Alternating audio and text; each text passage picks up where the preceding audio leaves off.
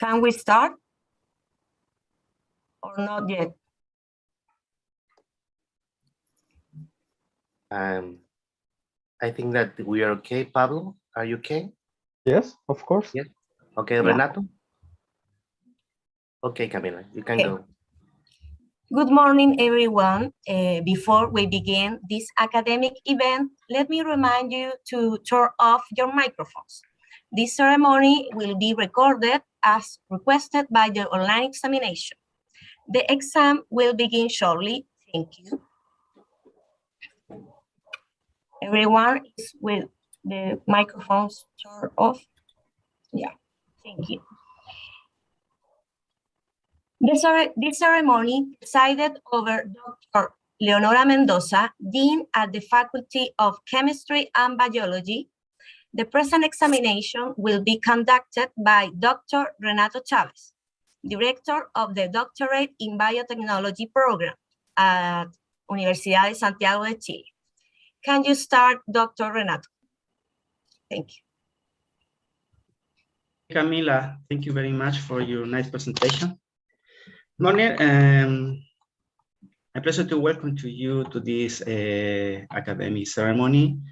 Today, Mr. Pablo SHEBIB Dahech LEVENBERG, which takes his public degree exam as the last requirement of the program to obtain the degree of Doctor in Biotechnology. This is within the frame of the joint doctorate procedure between our university, Universidad de Santiago de Chile, and the Technische Universität Bergakademie Freiberg.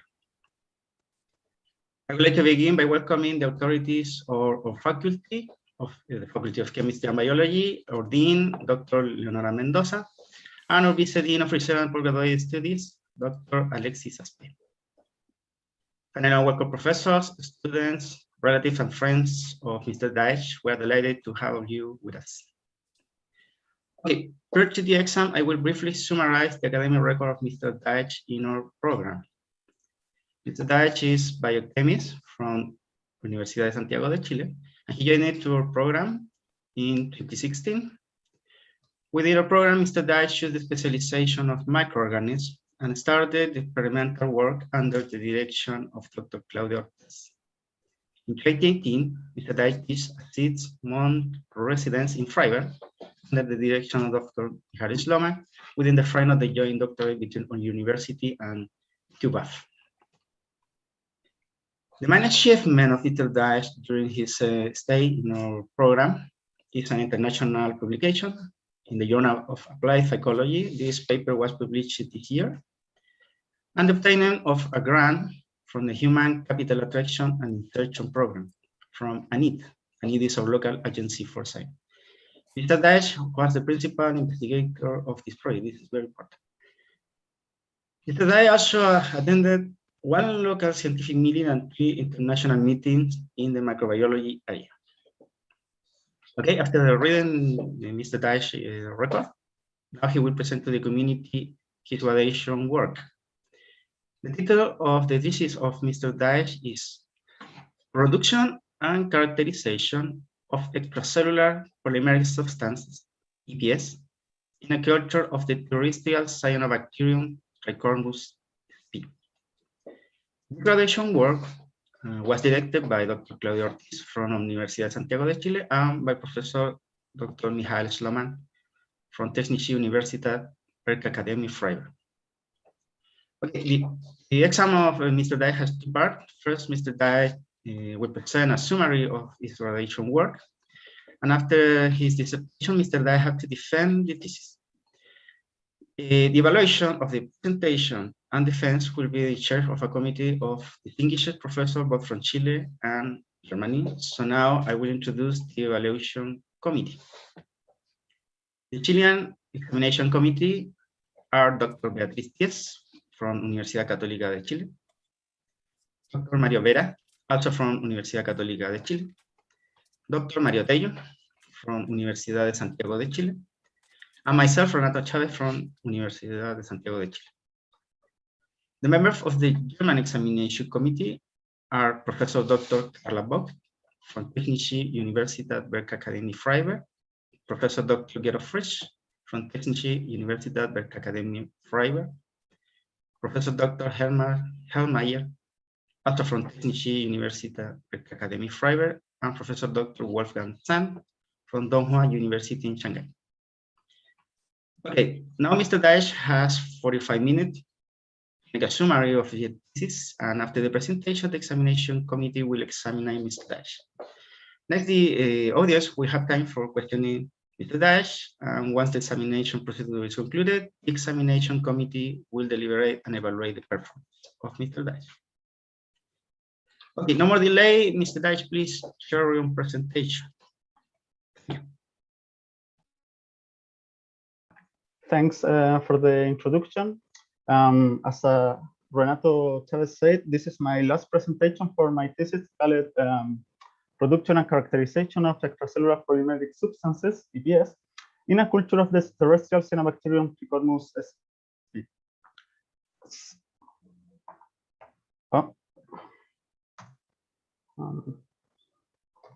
My computer is blocked, so I don't know what is happening.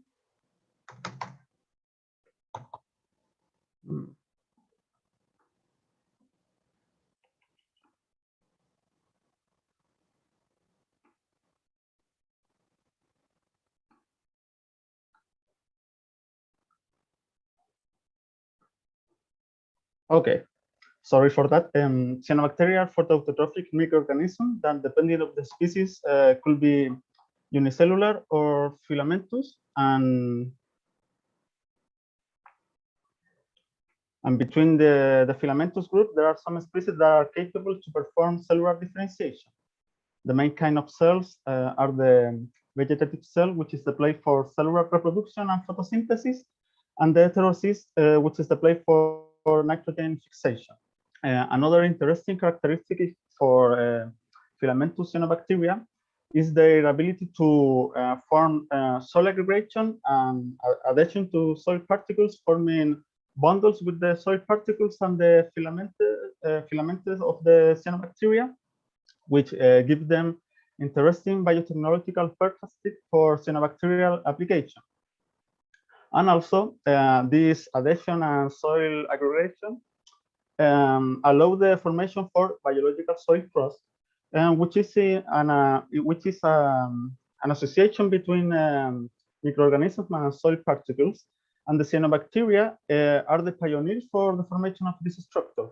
So in the beginning, the cyanobacteria will colonize bare soil, increasing the content of carbon and nitrogen compounds, and allowing the arrival of other kind of microorganisms, like all kind of bacteria or fungi, making a succession that with time will improve the condition of the soil, allowing also the arrival of other species like some kind of plants, so on.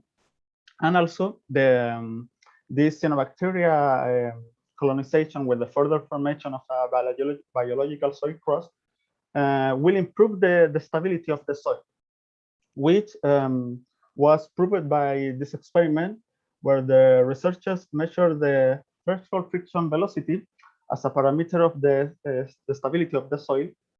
And they had 4 conditions to compare.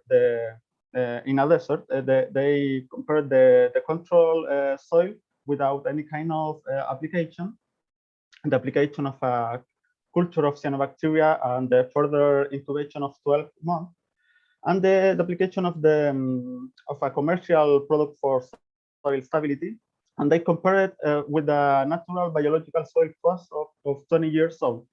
And they concluded that the application of the culture with the further incubation increases the stability of the soil and could be even compared to the natural biological soil crust.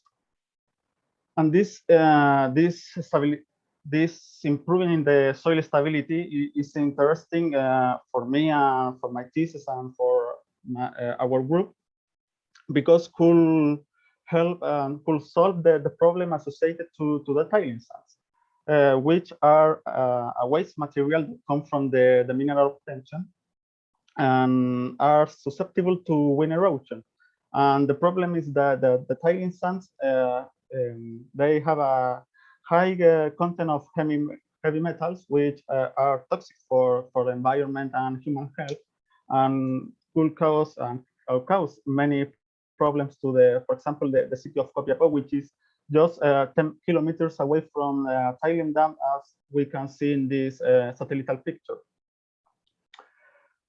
In our laboratory, with previous results, we proved that the application of a cyanobacteria culture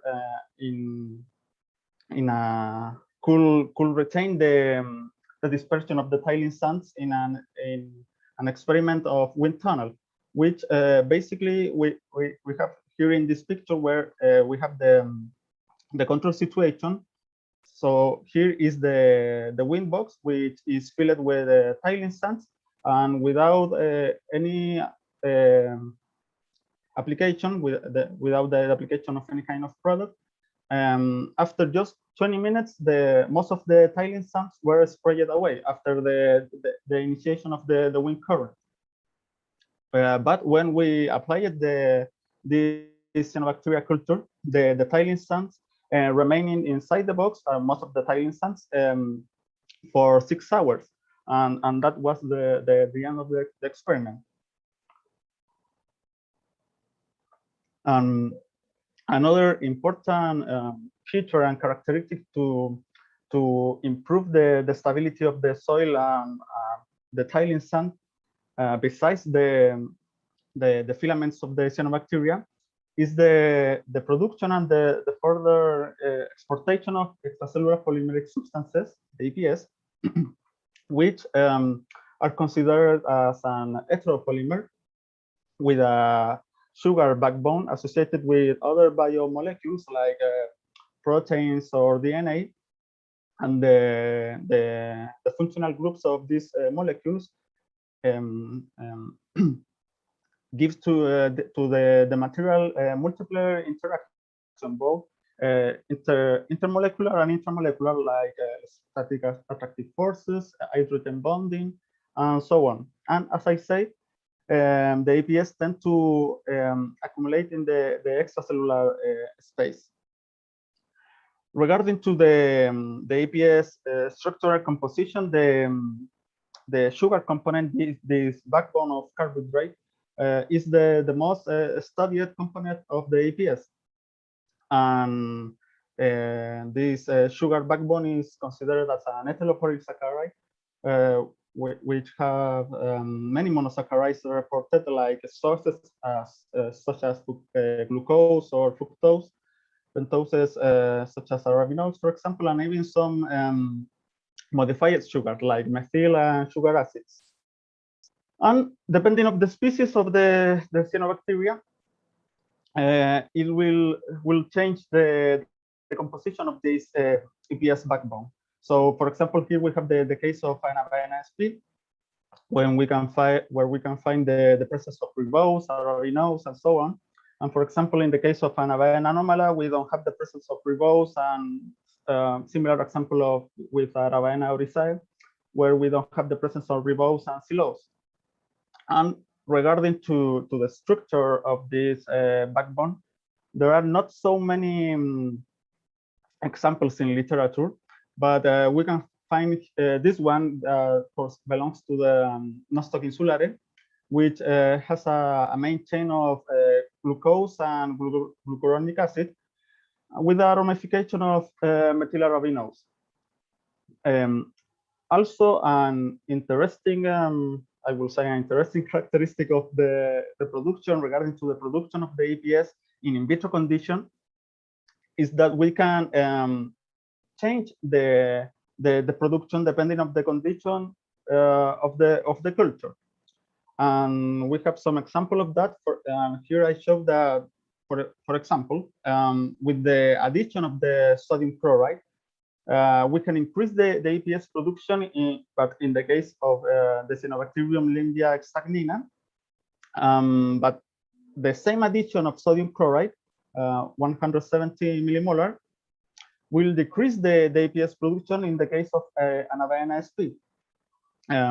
Another example is to change the in vitro condition is the light intensity. Here we have the case of Cyanotest SP, and we can see that both parameters, biomass content and the APS production will increase, conforming the light intensity also increases, but this is up to a limit. It will reach a threshold, and after that, both parameters will decrease. But also we can see that with more light intensity, we could obtain more EPS in the case of this cyanobacteria. And another parameter to change in the in vitro condition is the presence of nitrogen compounds in the media culture. As similar in the case of the sodium chloride, we can see, for example, when we here in the case of an AVNSP, when we have a media culture without the presence of nitrogen compounds, we can increase the APS production for an AVNSP, but in a dissimilar case, we need the presence of nitrogen compounds to increase the APS production in an Avena cylindrica. So with that, I would like to establish that to find the better and the best condition for EPS production, we have to analyze every cyanobacterium case per case. So there is no way to predict how it will behave regarding to the production of EPS. So in our laboratory, we have the isolate of Trichomonas sp, which was isolated from a biological soil crust that comes from the 4th region of Chile from a desertic environment in a desertic area. And this is filamentous cyanobacterium with the ability to also fix nitrogen. And our further question for this work were to find the best condition for an increased EPS production in a culture, in an in vitro culture, and also characterize the EPS composition and structure, and whether if this culture with the increased EPS production will retain in a better way the dispersion of tyrosine salts. Therefore, the hypothesis of this work was the light intensity, but not the presence of sodium chloride or nitrogen compounds, increases the production and change sugar composition and functional groups of the EPS produced by liquid culture of the isolate of Trichomonas sp, and this improved the capacity to retain particulate material from tyrosine salts. The objectives to answer these hypotheses were first the general objective to establish the effect of the light intensity, presence of sodium chloride and fixed nitrogen present in the culture medium VG11 on the production of EPS by an isolate of Trichomonas sp, whose composition confers the capacity to retain tyrosine salts. And the first specific objective was to characterize the effect of light intensity, presence of sodium chloride and nitrogen on the growth and production of EPS by the isolate of Trichomonas sp. And to achieve the first objective, I designed the following experiment and the following condition to grow the cyanobacteria. And I established 4 levels of sodium chloride, 0, 0.2, 0.4, and 0.6 molar. 3 levels of light intensity, 3.2, spatial condition, 6.4, and 9.6 watts per square meter. And 2 levels of nitrogen with in the BG11 and without in the BG11 0. And I analyzed both the APS and biomass for further determination and comparison. So first of all, I also determined the growth curve in order to know the behavior of this cyanobacterium of Trichomonas sp in the liquid culture. And I measure the chlorophyll A content as a parameter of the biomass with alongside with the dry weight. And to determine the different stages of this growth curve, I calculated the natural logarithm depending on the dry weight. So I was able to establish that the lag stage lasted until day 6, the exponential one until day 10, and the stationary phase until then 30. That was the end of the culture. After that, I didn't go on, but also I determined for my further purpose the EPS production at different days. But I didn't obtain a significant difference between any day. So regarding to the EPS production, so I decided to analyze the further experiment at day 14.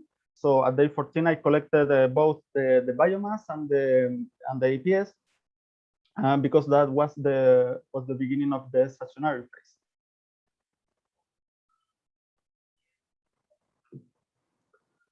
So regarding to the first condition, the first parameter to change in my in vitro condition was the sodium chloride content.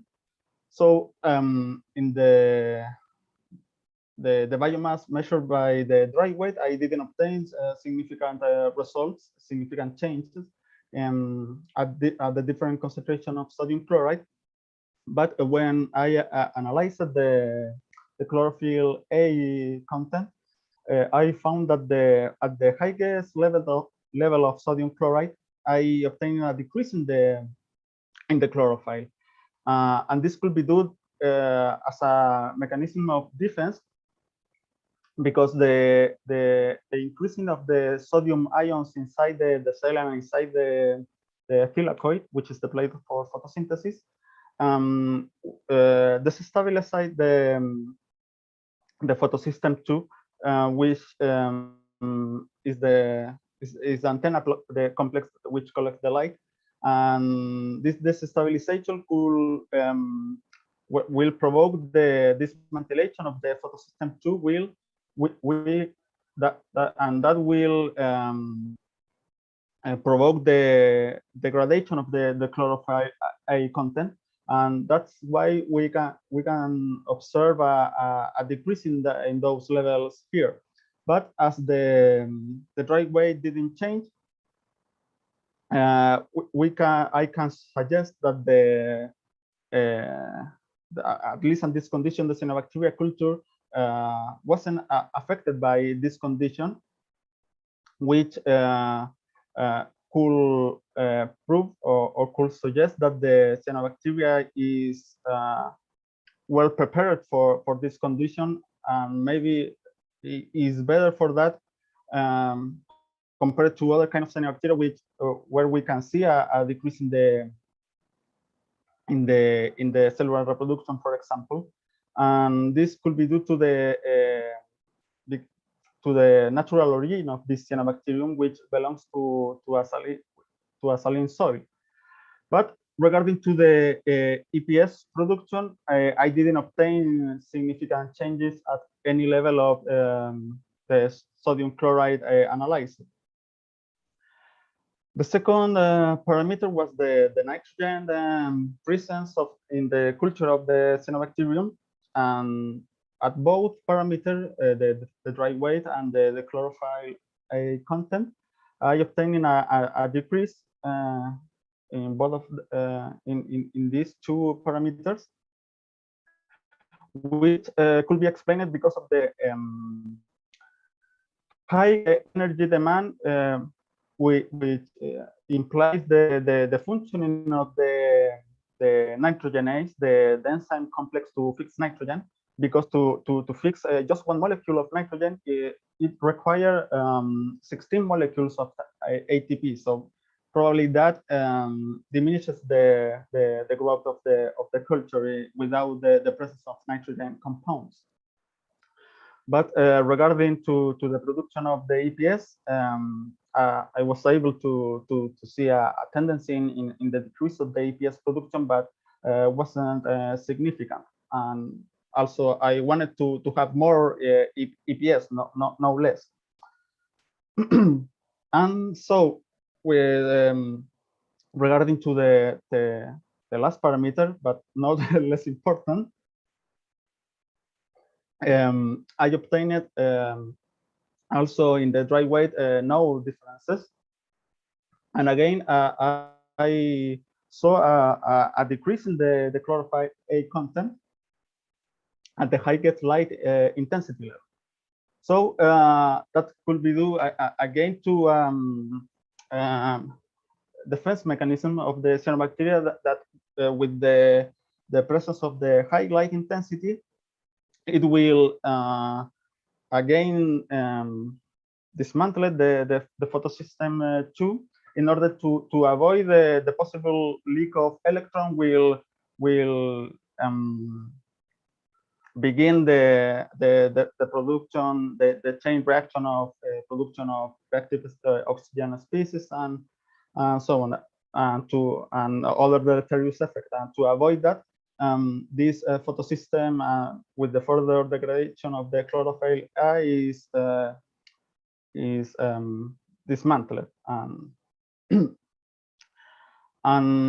But again, we can see that the biomass, the dry weight, I mean, wasn't affected, and that again could be it will suggest that due to the natural origin of this cyanobacterium, the culture wasn't affected by this, at least this light intensity, because they should resist the high irradiance of the sun in the natural environment that was the desert. I mean. And regarding to the EPS production, I found that at the highest light intensity level, I also obtained the highest amount of EPS.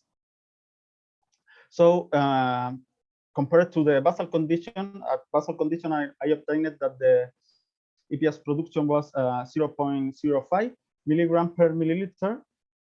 And at the highest light intensity level was 0.2 milligram per milliliter, having I will say a huge increase in the production. And when I analyzed the ratio of the EPS production per both growth parameter, the only condition, the only in vitro condition which stood in front of all of the other was the highest light intensity level. I mean, at 9.6 watts per square meter.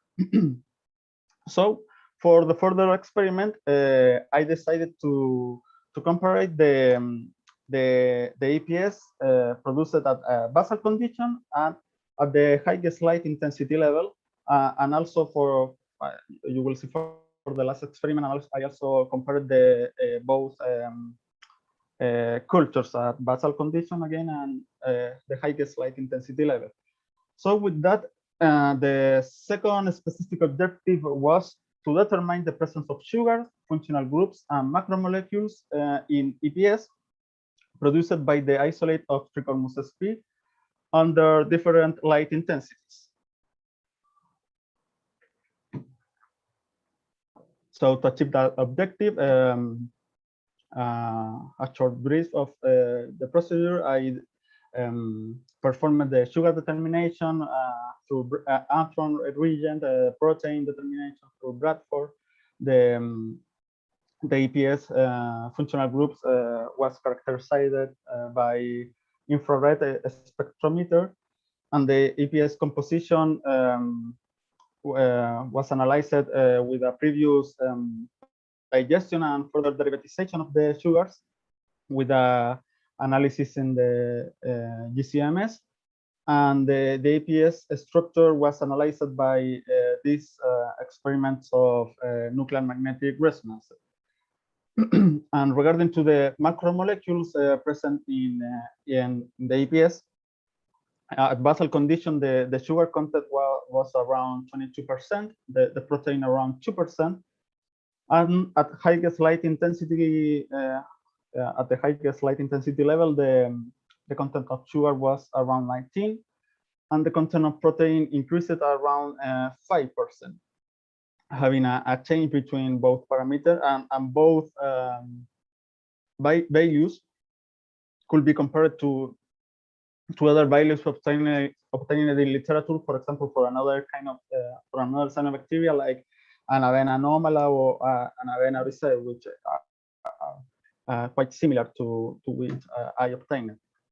And the inclusion in the protein content at the highest light intensity level could be due to another mechanism of the defense that was described for the filamentous cyanobacteria Nostoc flagelliforme, where the protein WSPA is produced and exported in a scenario of drying and rewetting cycles, where this protein will aid to thick the APS layer outside the cyanobacteria cells, protecting them from the environmental conditions. And when the cells are have some water around them, this protein will help to break the APS layer and to give the cells space for reproduction and avoid the tension around them. Regarding to the functional groups, I was able to determine some functional groups characteristic for the APS and even for the sugar backbone, such as the pre-aromatic ring, with the bending of the bond between the carbon and the hydrogen, and also some other functional groups like carboxylate and methyl group and so on, and also sorry for that, and also some differences between the signals the APS that come from the basal condition and from the highest light intensity level, but nothing too conclusive really. But regarding to the composition of the APS backbone, this sugar backbone, I was able to identify two sugars that inside this backbone. So one of them was fucose, and the other one was glucose. And I used the arabinosa in internal standard, so that one is the third peak. And also, I found that the proportion of both sugar, of glucose and fucose, change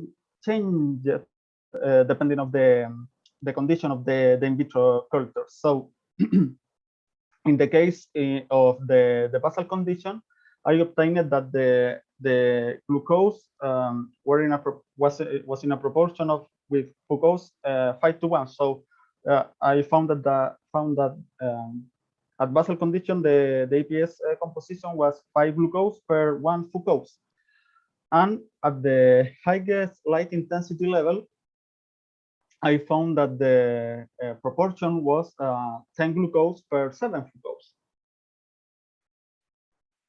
So increasing the presence of fucose respect with the glucose level, and this change in the composition of the APS backbone could be due and was characterized to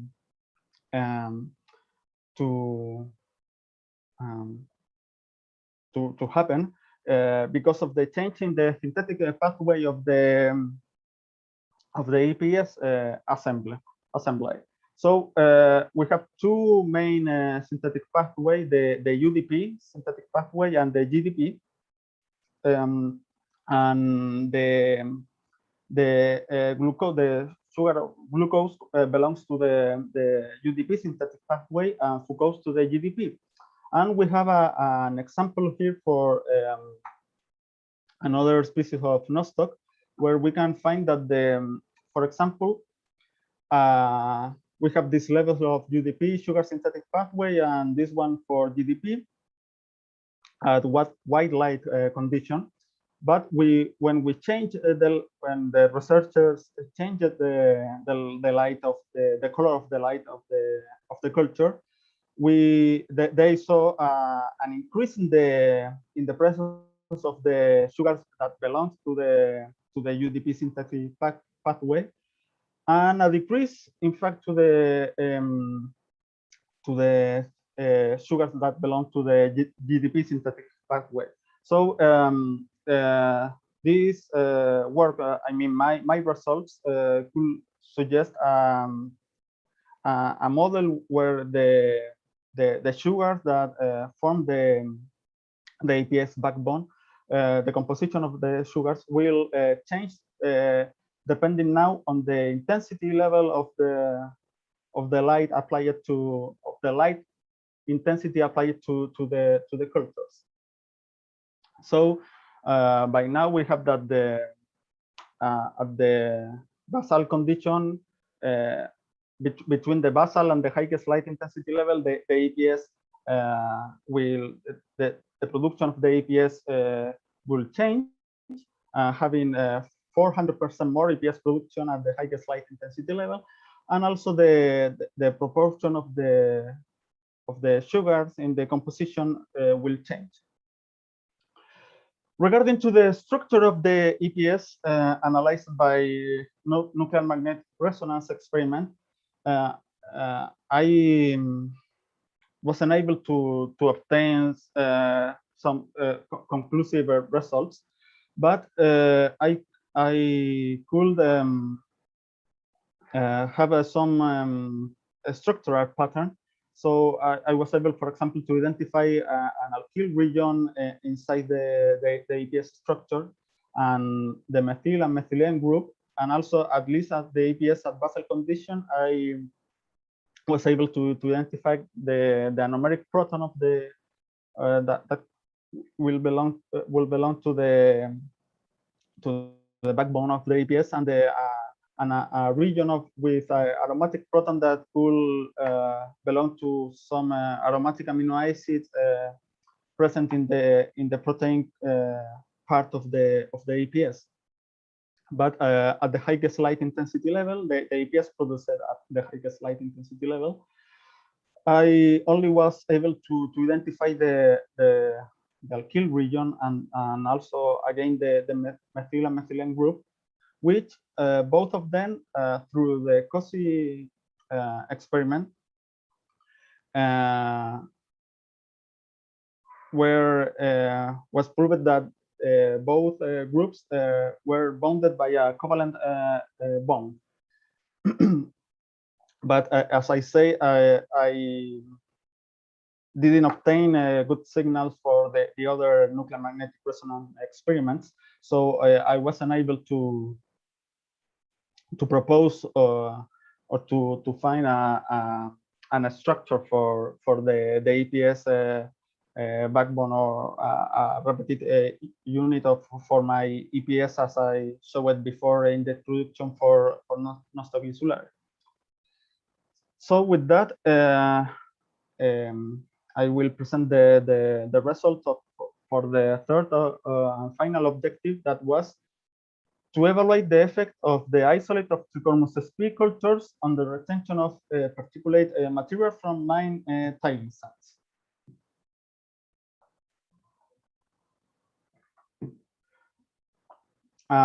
For that, I performed the wind tunnel essays. Basically, as I said before, this wind tunnel need I required this I call it a wind box, which was filled with tiling sands.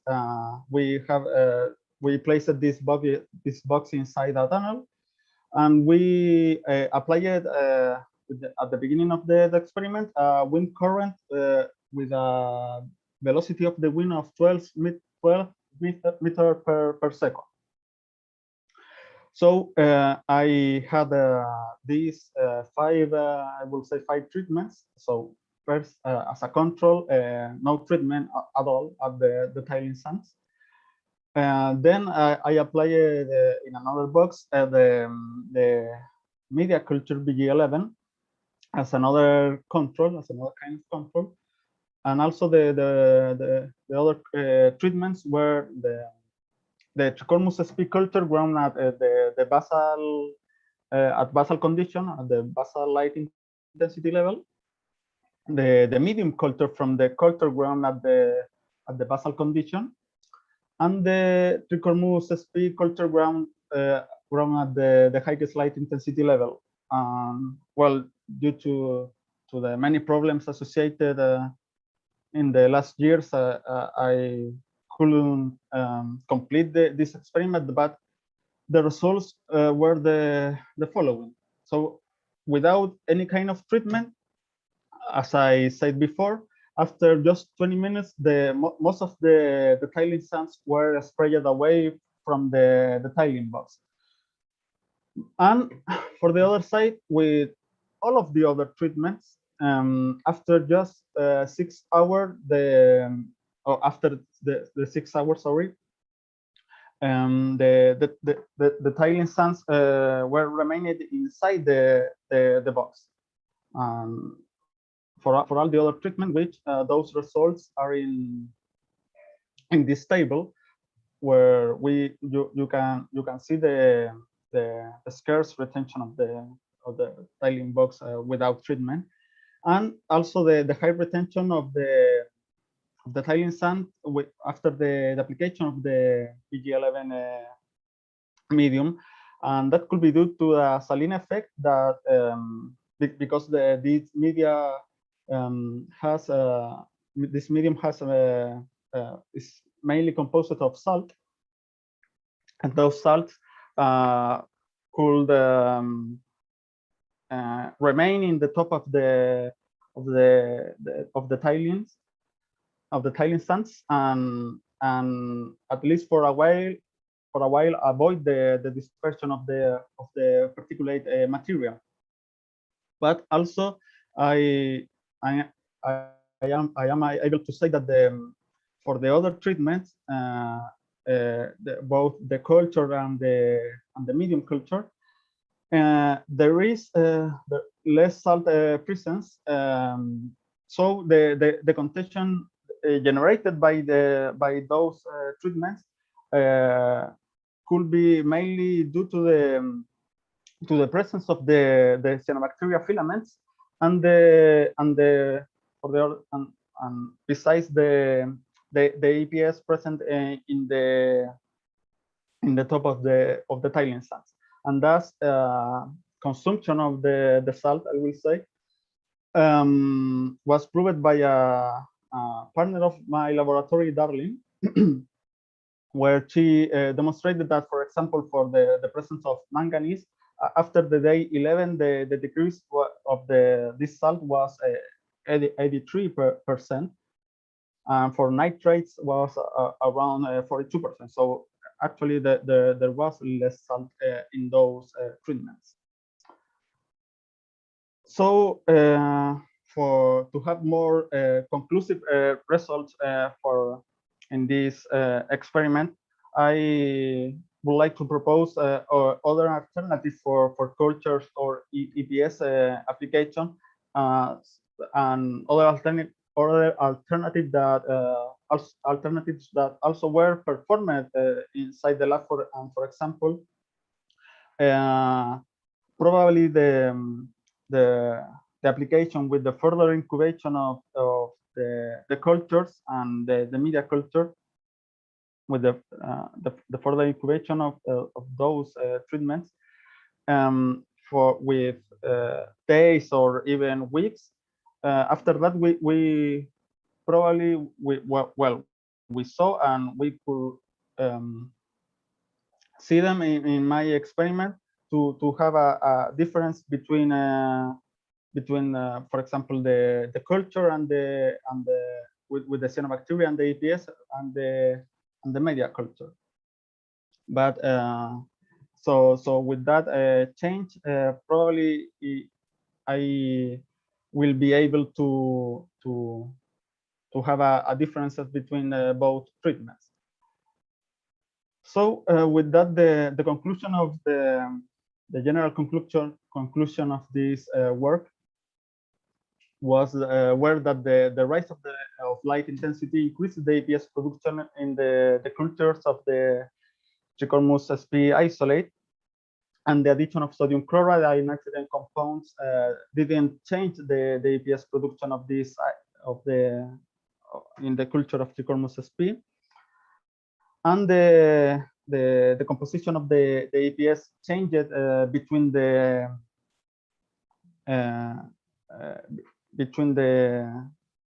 if they come from the culture of the basal condition and at the highest light intensity level, changed the sugar from 22 to 19 and the protein from 2 to 5%, and the proportion of the sugar present in the sugar backbone also changed from 5 to 1 glucose per fructose at the basal condition to 10 to 7 at the highest light intensity level, 10 glucose and 7 fructose.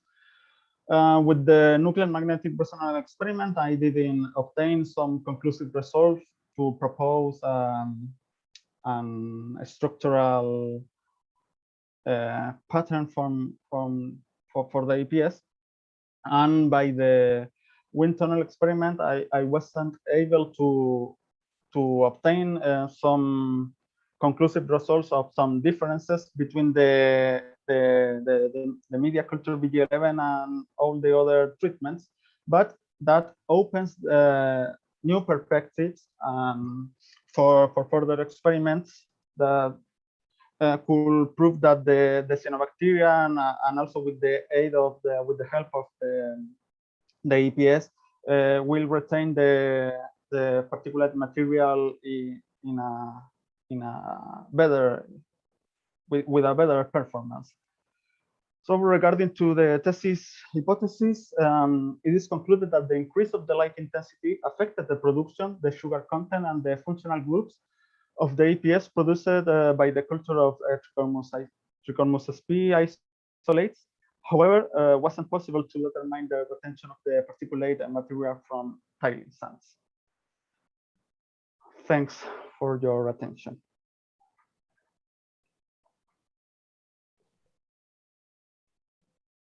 Pablo, thank you very much for your presentation. We will begin the round of questions by the examination committee. First, our German colleagues will be the opportunity to ask their questions, and afterward, the Chilean professor will do. Okay. Next, the thesis directors will have the opportunity to make questions, and finally, I will open the opportunity of questions from the floor. Okay, so we will start with Professor Dr. Carla Bock. Dr. Bock, please. So I hope everybody can hear me quite well. Thanks, yes. Pablo, for your presentation.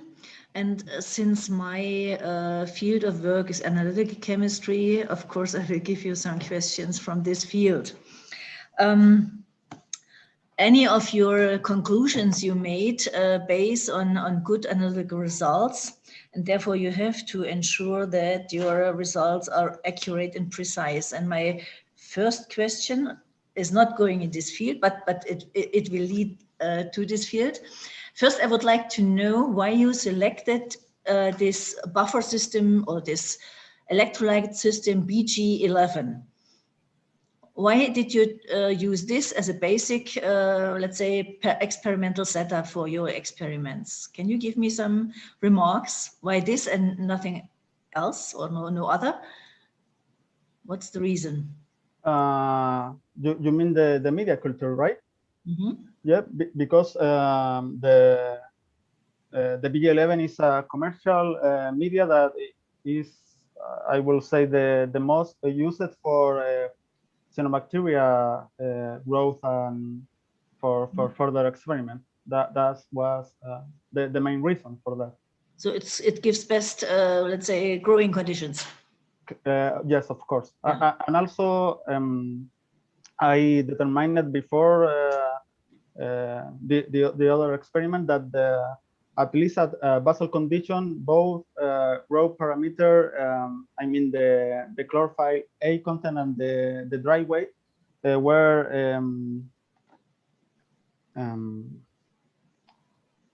were associated in a direct way.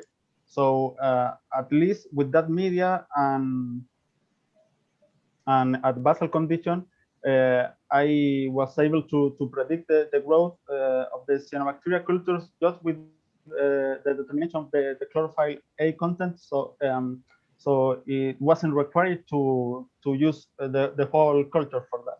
So at the beginning, that was a huge help for me, and that's why also I decided to keep with this media culture.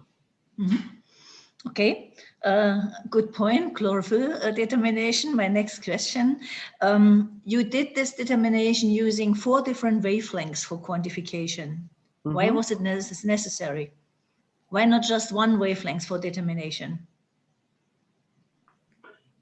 Was that was mainly because the cyanobacteria and has other pigments and other chlorophyll that also will absorb the I think the main wavelength to determine the chlorophyll was around 630 nanometers, and also other pigment could absorb at that wavelength. And mm-hmm. So in order to avoid those how to say interferences, the differences, and to adjust to actually the levels of the chlorophyll I content, I need to make the elimination of the other components by the mm-hmm.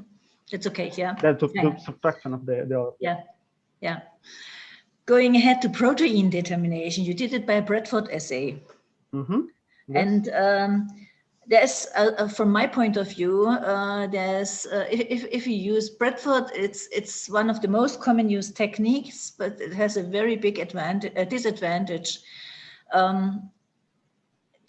What about accuracy of your results using Bradford? Sorry, what? The accuracy of the results you obtain when you use Bradford assay. What do you expect? How accurate your results would be?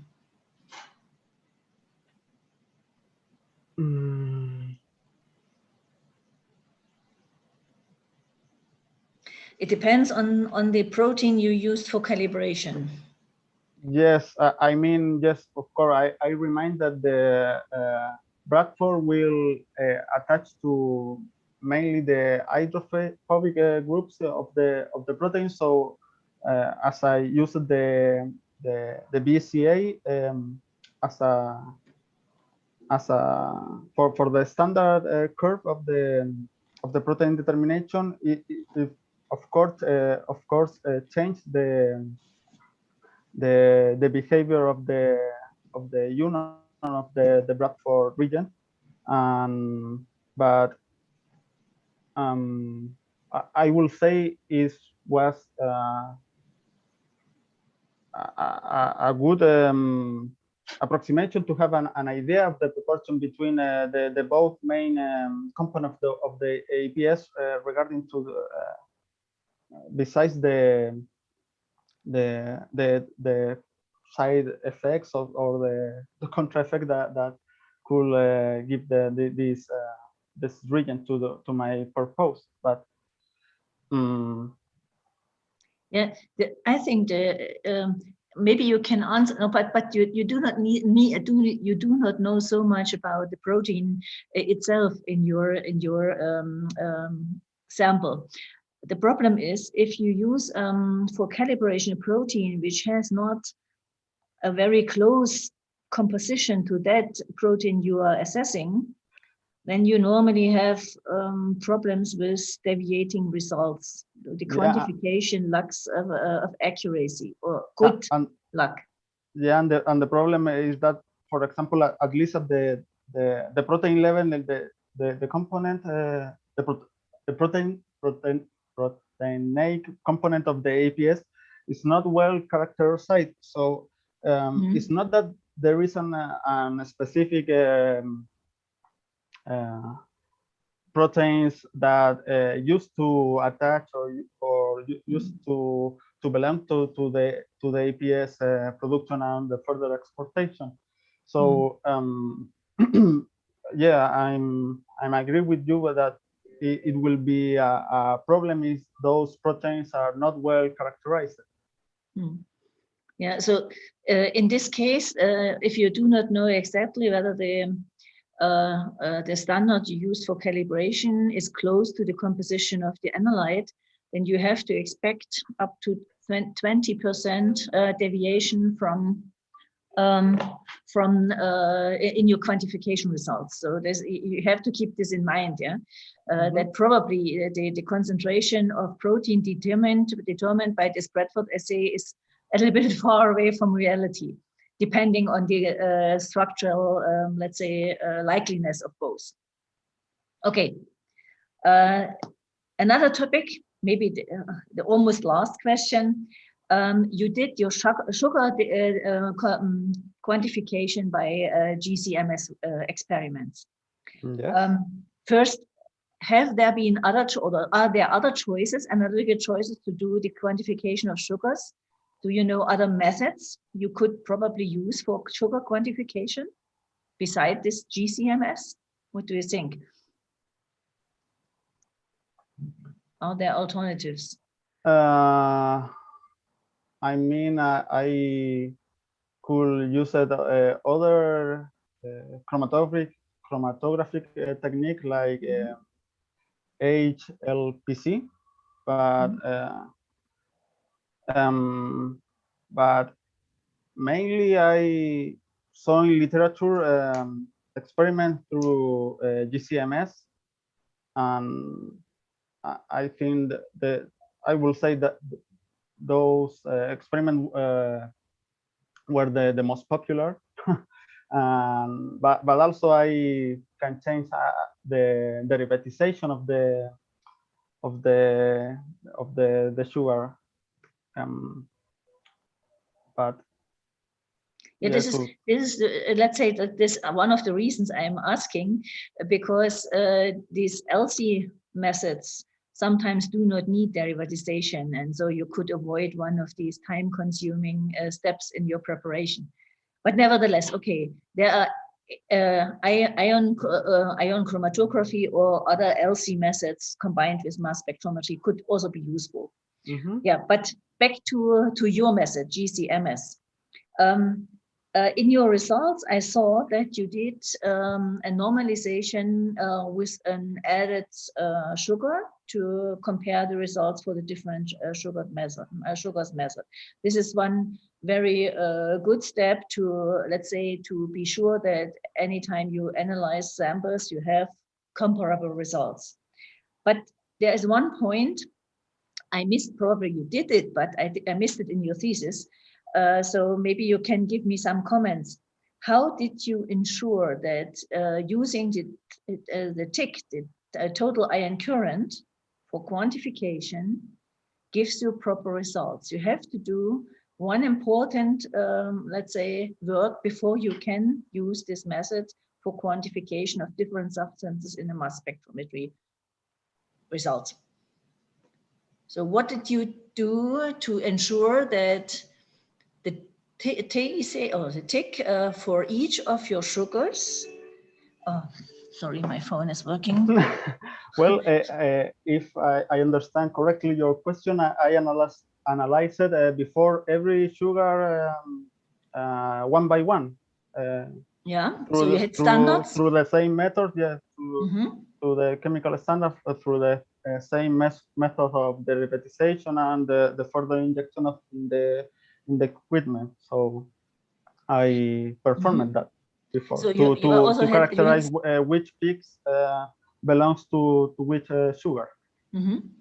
But the problem in this analysis or kind of analysis is that the ionization, the extent of ionization is different for each of the sugars.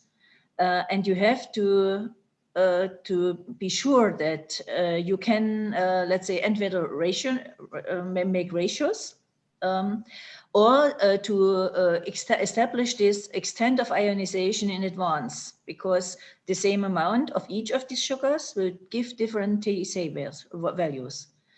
And this I missed in your thesis. It was not written, probably you have done it, yeah? But this is one of the most important steps when you would like to quantify with mass spectrometry, because the structures and the, let's say, the polarity of your sugars differs. There will also be different extents of ionization, and the same amount of different sugars will give you different ion currents for each of these sugars. And so you have to establish, let's say, this ionization extent in advance, otherwise you do not compare properly in your results. So, but you told me that you did this with standard substances in advance. So you had the same amount, or let's say the same concentration for each of the sugars, and you measured this total ion current for each of the sugars. So you had a way to compare it. Yeah, and also I analyzed a mixture of these sugars prepared and derivatized all of them and then injected in the equipment before I analyzed my samples. Okay, then it's fine. Okay, last question, NMR results. Unfortunately, you did not get so many good results with NMR, and one of your conclusions was that probably you did not had enough sample to get sufficient signal for different functional groups in your components or in your samples. So what did you consider a proper concentration for NMR analysis to get good results? Yeah, I mean, the problem with that was actually that my EPS didn't dissolve properly in the solvent. So, for example, at first I tried to add 5 milligram. If I remember correctly, was around 200 microliter of the solvent. That amount didn't dissolve it in that solvent. So the next step, I will say, was to digest the sample. So also I used the mild digestion with the deuterated hydrochloric acid, but also that didn't help me to obtain the signal that I wanted. And after that, I performed a strong digestion with the strong acid and the further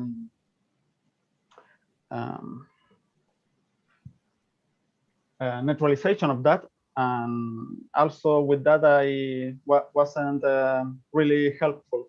So I saw other works for, I mean, with good result for other EPS experiment in other kind of bacteria, and they use it, for example, 20 milligram in their samples to obtain the really the peaks that I needed and that I wanted, but because of this technical problem that I had, I wasn't able to obtain the signals and to propose the structure. So as a rough estimate, you need at least millimolar concentrations to obtain good results in for your spectra. Otherwise, it's not sensitive enough. Okay, thank you. Thank you very much. Okay, Dr. Box, thank you very much for your questions. Now the turn of Professor Dr. Gero Frisch. Frisch, please. Yes, hello. Sorry, I have problems with my internet connection today, and as soon as I turn my camera on, the sound goes bad. So apologies, I will be here without picture today. I have a couple of quick questions. You've already discussed the effect of the medium compared to the bacteria. So my question would be whether either in the EPS or in the medium, do you know whether there are any functional groups that specifically bind to the mineral surfaces of the sand?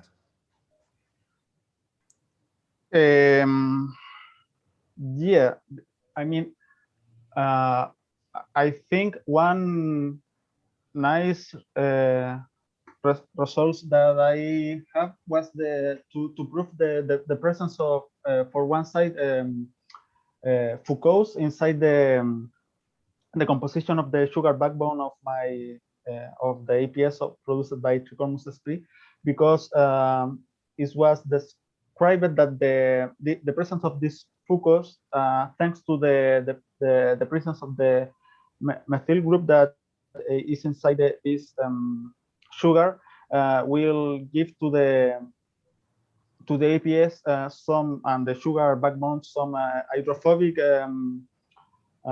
part that could aid the aggregation of the APS to the soil particles. And besides, as the tiling sands or maybe is full of ions, it will have many groups to have these intramolecular electrostatic interaction that I showed before in the introduction. So both this particular sugar, the Foucault's, and the other component of the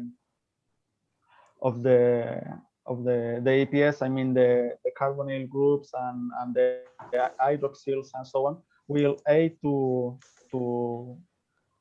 attach in a better way to the soil and the tiling sands particles. So do you expect, if you use very different types of sand, do you expect different effects? Or do you think it's more mechanical? I wouldn't say that the different sands will have different effects or results, but yeah, I mean the main factor that will allow this soil or tiling sands retention will be the mechanical factor of the after the formation of the bundles between the cyanobacteria filaments and with this EPS layer that could form outside the cells. Okay. So with my second question, I will expose myself as a non-biologist. I would be interested, you've shown that if you have more light, then you get more EPS. Is that proportional to the bacterial growth, or do the bacteria produce more EPS per bacterium as well if they are exposed to light? Well, as I showed before, the biomass of the different cultures remained unchanged between the different light intensity. So, and regarding to your question also, that was the reason, because I performed the ratio determination between the biomass and and the EPS production with the, both growth parameters that I determined, the dry weight and the chlorophyll A content. And yeah, I will say that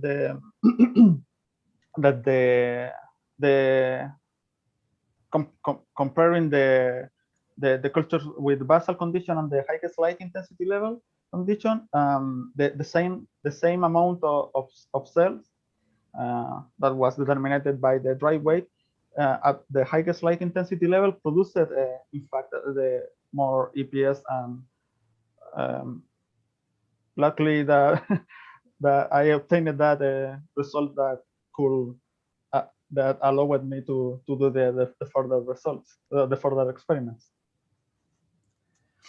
Okay, so my last two questions are connected to what would happen if you apply that in a real environment, not just in a lab. So firstly, would you think that you would have to grow all the bacteria in the lab or in a reactor and then spray it out, or would you expect to just put some bacteria on and let them grow then by themselves on the tailings? And that's the second question that connects to that. How is that affected by the weather, where some parts may get dry first and then it rains again?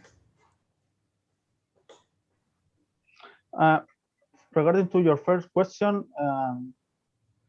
if I understood correctly,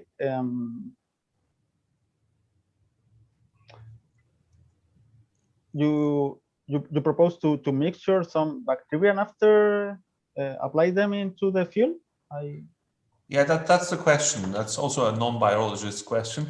The question is whether, if you want to apply these to tailings, do you need to essentially produce the EPS in a plant or in a reactor or somewhere and then just put it out, or can you let it grow in the field? Okay, so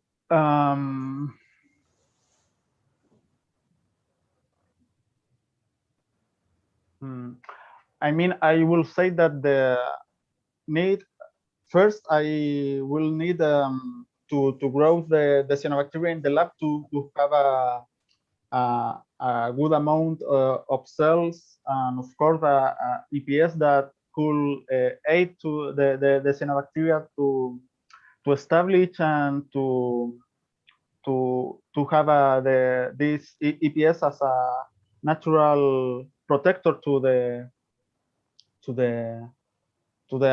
abiotic effect that could find the cyanobacteria in the field. And in fact, with other results that we have in our laboratory with other kind of cyanobacteria culture, we grow them first in the laboratory and then we apply it in the field. And actually, those applications had really good promising results, where we found that the retention of the material was possible, and also it improved the condition of this soil. I don't know if I answered your question with that, or do you need more information? So the bacteria do grow in the field. Yeah. Slower than of course in the laboratory, and also with other experiment of other group, we have a really nice picture of the cyanobacteria bundles associated with the soil particles. So it's possible for the cyanobacteria to grow in this condition, at least in the beginning, to establish in the tailing stands and in the field, of course, and also to survive in time and avoid probably the weather condition and how to say, live without any major problem or without facing the death. Okay, thank you very much. Thanks.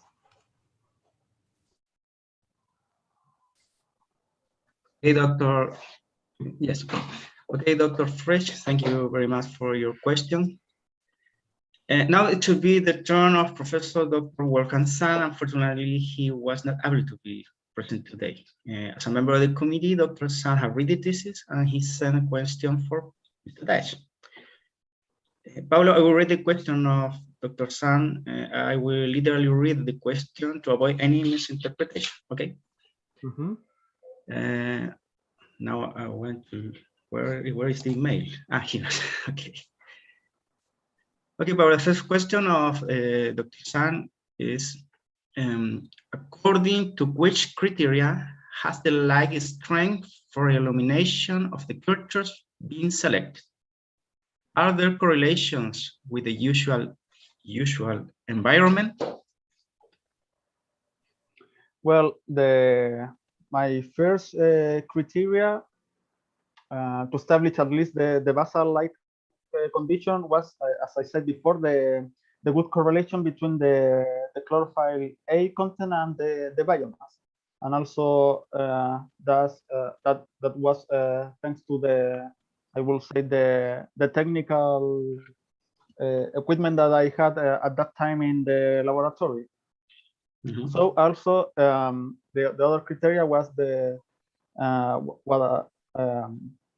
thanks with what I found in the literature, where in the case of Cyanothece sp, they started around the same light intensity level that I used at the basal condition, and the threshold was around at least in around 6.4 watts per square meter, and I decided to add to that threshold found in the Cyanothece work, and I decided to use that difference to add it to the 6.4 watts per square meter to have the highest light intensity level that was 9.6. And according to the usual environment light intensity, so no, there is much higher in the natural the light intensity level, I mean, determined by watts per square meter, and we have also to consider that at least the light given by the sun is with other kind of I missed the word, other kind of component, like in the other kind of radiation, like the ultraviolet radiation and the infrared and so on. So that implies more energy. I mean, in the Atacama Desert, I just read the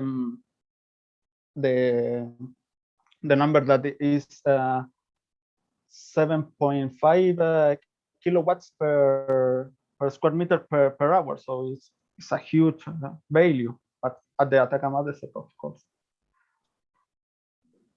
Okay. Okay, the second question of Dr. Wolfgang San. The EPA's analysis has been done, but no data on lipids are available. Why not? In some cases, lipids are the major constituents of the EPAs.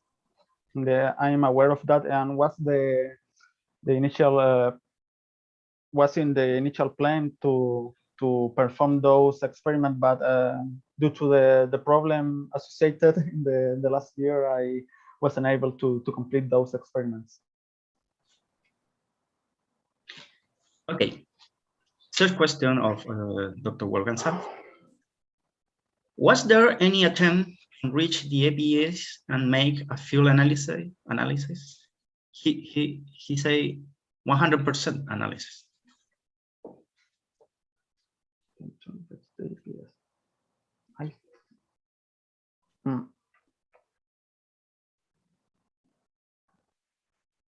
If you want, I can repeat the question.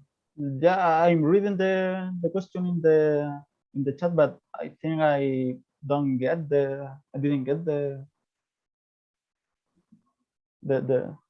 so I don't understand actually what was the intention of that question. Maybe the attempt question to- is related with the previous question. I mean, I think it wasn't a problem of at least for the characterization of the biomolecules present in the EPS. I didn't have a problem of the quantity of my EPS as I had it for the nuclear magnetic resonance experiment, as I talked before with Carla, with Dr. Carla, but in this with this question, my attempt to enrich the EPS was to find the best condition for the EPS production, but I don't know if that will answer the question of this professor. Okay, let's go to the next question. What is the explanation for the finding that an increase in the sodium chloride concentration causes also an increase in EPA's amount? So,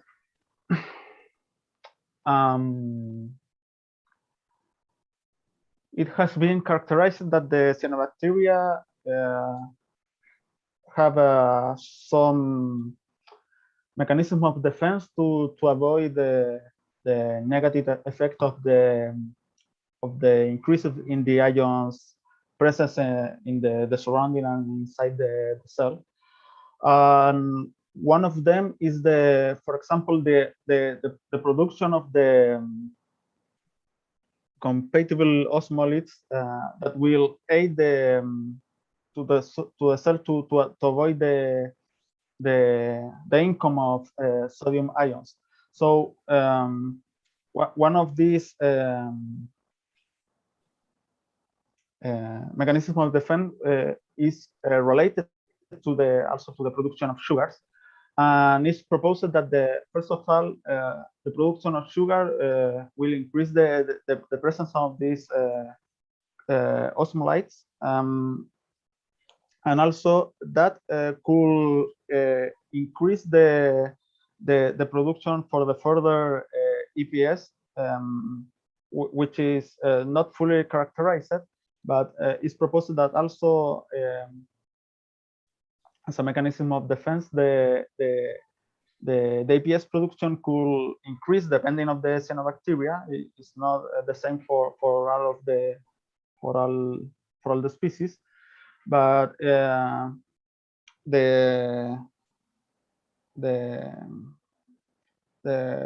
literature or the works that talk about that, they propose that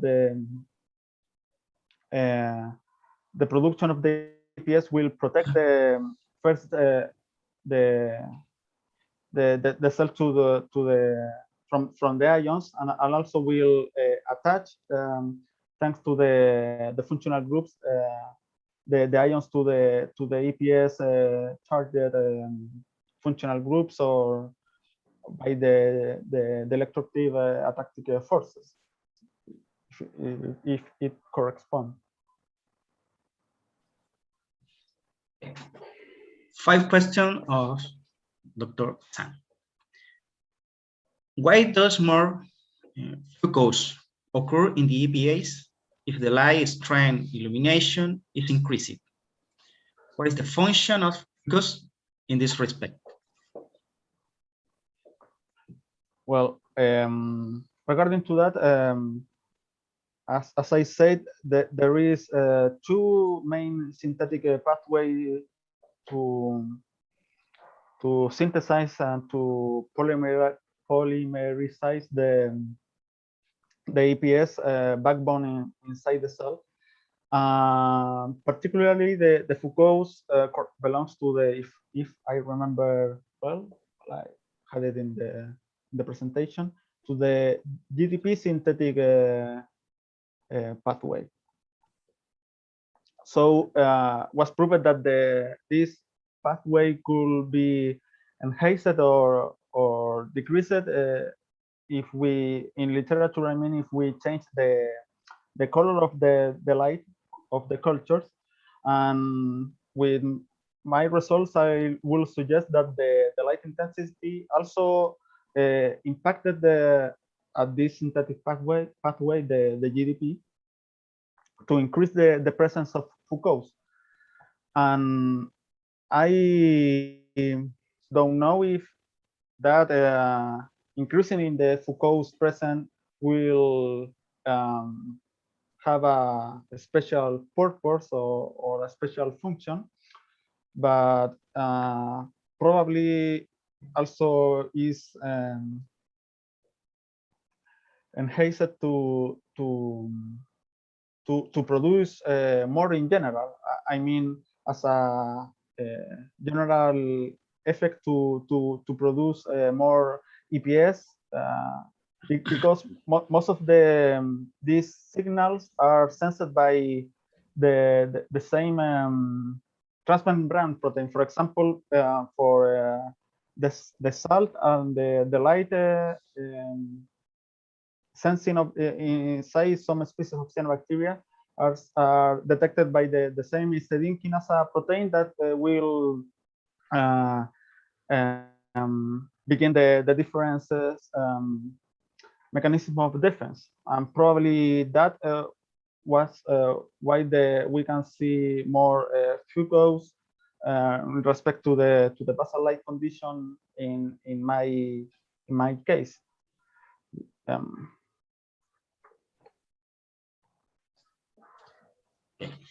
And the last question from Dr. Sand. In the sun blowing experiment, the sand stocks are ready to be motile before the organisms are growing. Also, with pure medium, the sand becomes immobile. Thus, what argue with an biological effect?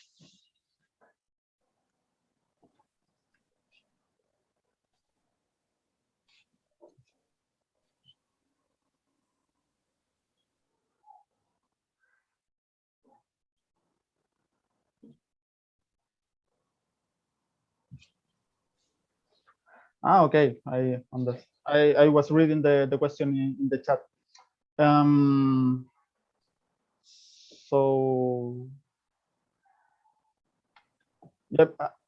At first, I will say that probably the professor with his question meant that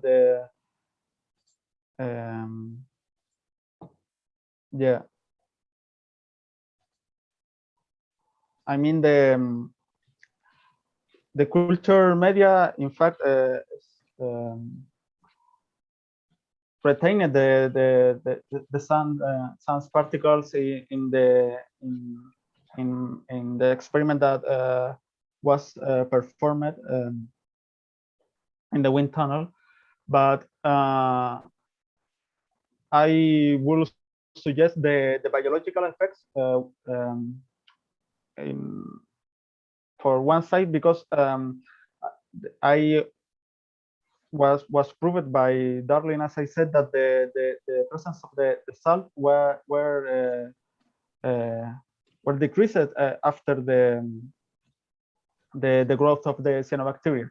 So there was less salt in the treatment with my cultures and with the BG11 medium. So that's why I could argue the biological effects, because the mainly effects in that scenario with my cultures or with my treatments could be associated to the cyanobacteria and to the EPS for the other side. But also I think that the other point of view is that the cyanobacteria in time will improve for example, in a field scenario, the amount and the presence of the carbon and nitrogen compounds inside the soil will aid the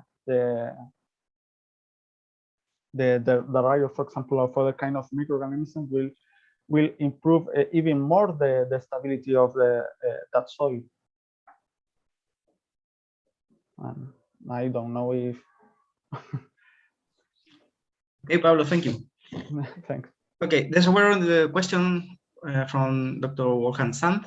Now it should be the turn of Professor Dr. Hermann Hellmeyer. Tonight he was not able to be present.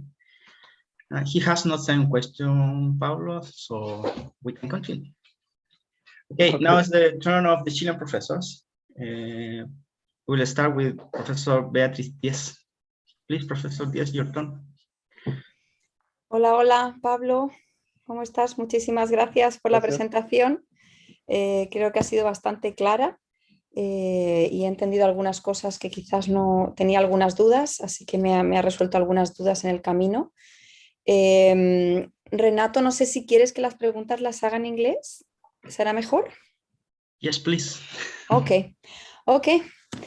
No problem. I switch to English now. So, Pablo, I have some questions and comments that I would like to ask you to see if you have think farther, I will say. In the introduction, I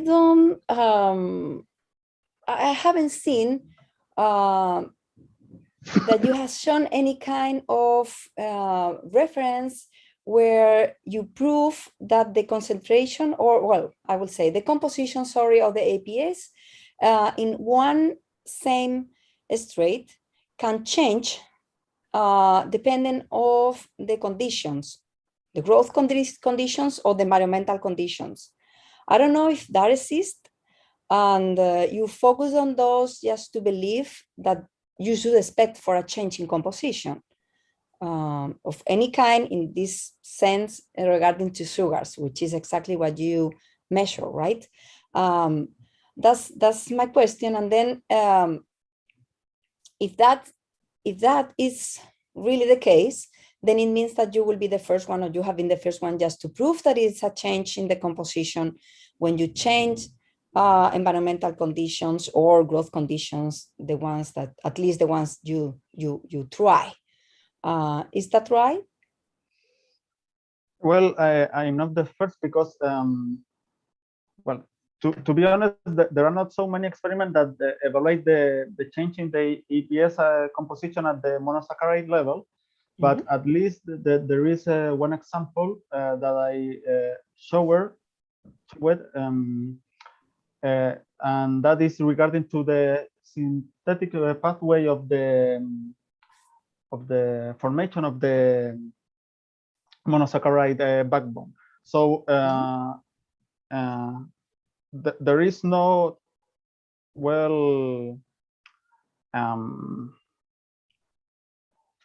proved how those pathway works actually, but it is well known that the different sugars, for example, we have the case of glucose that belong to the UDP synthetic pathway alongside with the ribose, is, if I remember correctly, and fructose and other sugars. And for the GDP synthetic pathway, we have the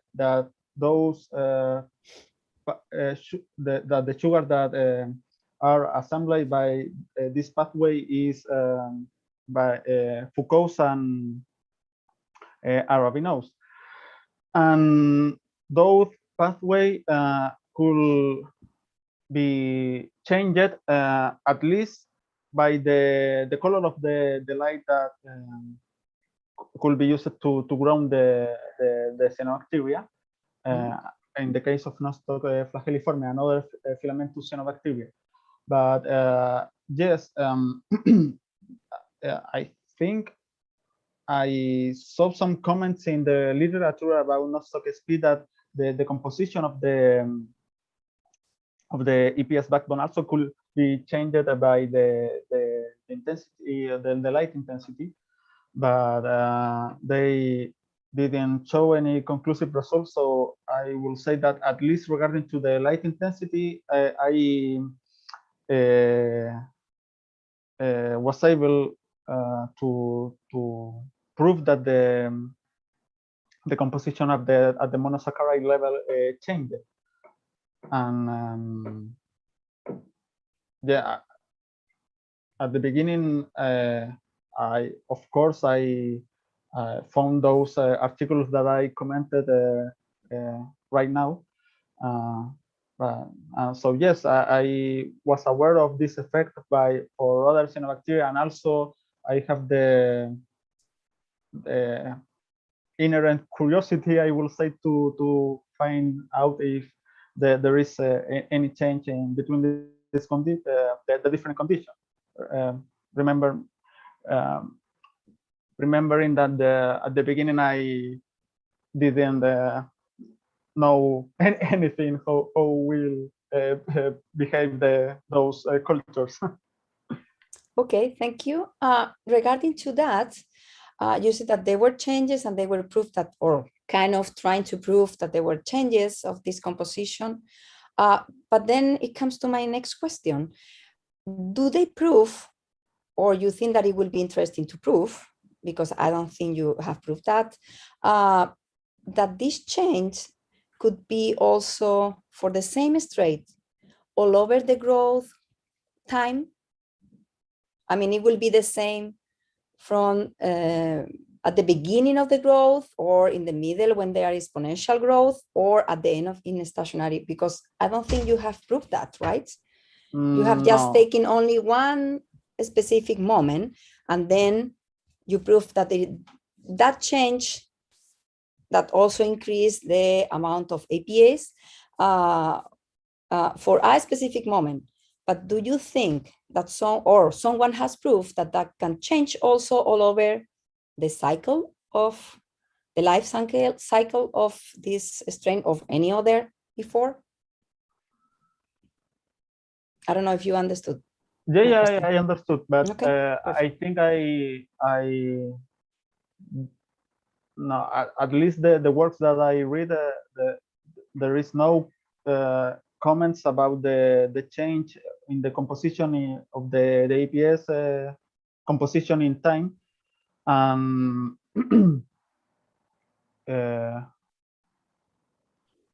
So do you think it's interesting to prove yeah, of that? Course, of course, the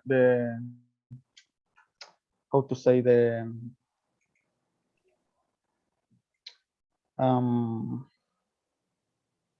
because how the strain react over the life can also be important for the EPA's production, and then maybe including the composition. I was searching for the proper word, but I will say, of course, probably at the beginning, if I think in the laboratory condition, at least, I will have this mother culture, I will say, that I used to inoculate the other flask. At the beginning, of course, those inoculum will have a production and also an already produced EPS with let's say the composition of the EPS produced at the basal condition.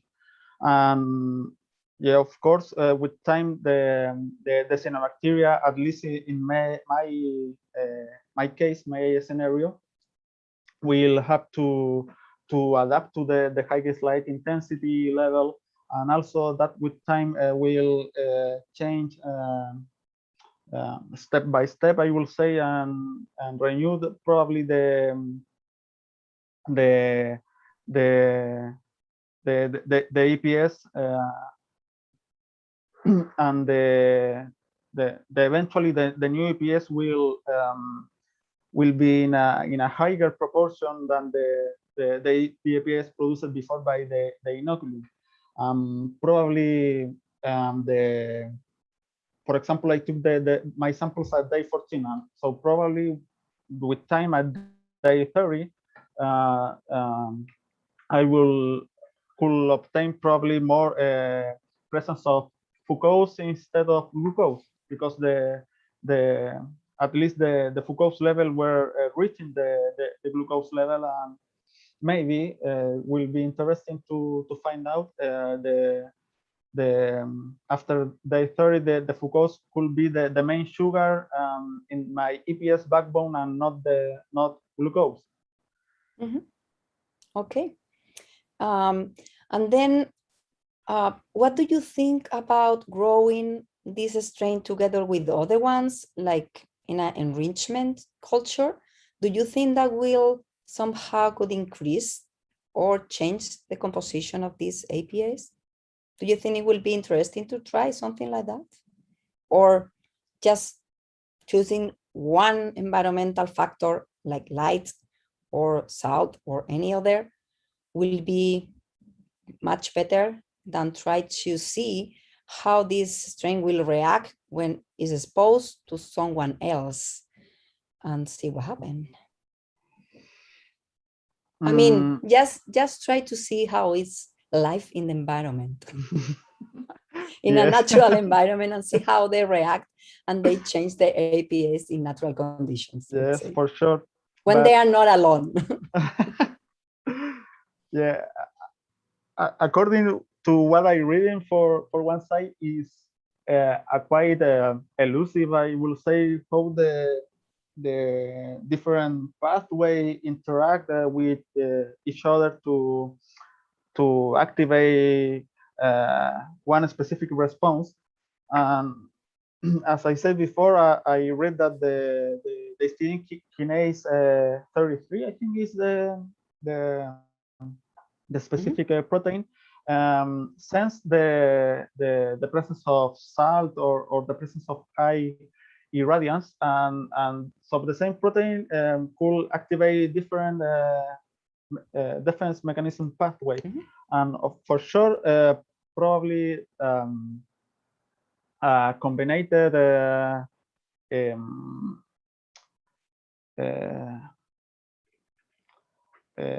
change in the culture growth could activate or could enhance in a better way the production of the APS because of this multifactorial activation of the different pathways. And yeah, but I mean, at least at the levels of sodium chloride that I studied, I didn't obtain more EPS production, but probably at a higher concentration of sodium chloride with combined with the highest light intensity level will improve the APS production, or yeah, probably also the highest sodium chloride concentration that I used, that was around 0.6 molar, will be of course interesting, and also to try to at least mimic the more parameters of the natural environment to the laboratory. Yeah, but then in that sense, if you want to mimic the most, to use it afterwards, wouldn't be easier just to use the natural environment directly and see what is the effect? I mean, just measure the APS abundance. If it in it's the ground, you mean? Well, just with the enrichment, or with just as it is, not with a culture. I know that we biologists try to answer one question regarding to one species always, just to but be sure about one fact, it's one answer, you know. But I mean, maybe we should think much more about the environment, how that works, and natural conditions, you know, and then use natural conditions itself. For sure, I agree with you, and in fact, that was one of the main purpose of the project that I was assigned for the PI for a need, and in fact that the whole name was the insertion to the thesis in the productive sector. So before the coronavirus, there was interest of a particular mining company to give me the space to apply my cultures in their space work, you know, in the Yep. in the nature around I think the mine is around 3,000 meters above the sea level, so it will have been I mean the best scenario to prove my cyanobacterium and my isolate and my work. It will be wonderful, but didn't happen. And of course, it's one of my interests to achieve that, and or maybe another person inside the lab. I think it have a good potential results and could be really interesting, especially thinking in the environmental and production context of Chile, because we are a mining country. Okay, and what do you think about repeating that experiment with the same intensity of light that you use, that you decide that that is the best, but now adding UV radiation? Do you think there will be, will you expect that there will be even more increase of APS in your culture? Yes, because if I had to to bet, yes, I will expect an increase in APS production, because one of the, at least one of the function that are characterized for the APS synthesis and for the absorption is the protection to the UV radiance, because the APS has could have some protective molecules like cytenomine, and I think the other name is microsporin, amino acid like molecules that could retain and protect the cell from the radiation of UV. So I think it could be an interesting idea to apply the light intensity with the UV radiation, and of course it will be more similar to natural conditions. Okay, perfect. And why a filamentous one and not a unicellular? I think I have asked you this many times before, but I'm not really sure if you anytime answer to me what I expect. So it's my last time I asked you for that. I mean, because there are other unicellular, right, that they are maybe easy to work with them or not. And they are grown massively in the desert, close to the area you want to apply for this kind of experiment. So, and they produce huge amount of APS already. So why not try them instead of a filamentous one? Convince me that you choose the best model. Again. Well, for one side, the filamentous cyanobacteria at least are described to be responsible to form these bundles with the soil particles, and thanks to the filaments. So as unicellular cyanobacteria, it wasn't possible to create this bundle, and also most of the, at least according to what I read, most of the cyanobacteria that are able to begin the natural biological soil cross belongs to the filamentous part of the whole cyanobacteria.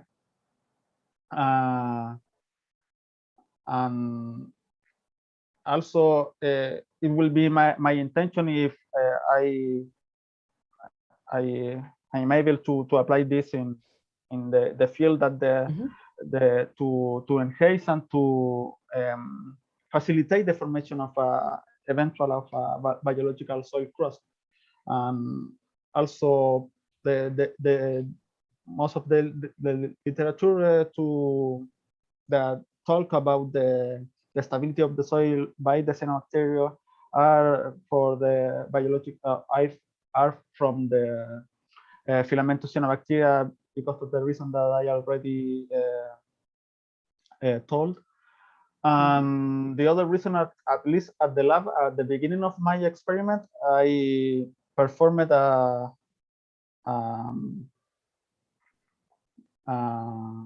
broad experiment to see which isolate or which cultures produced more EPS.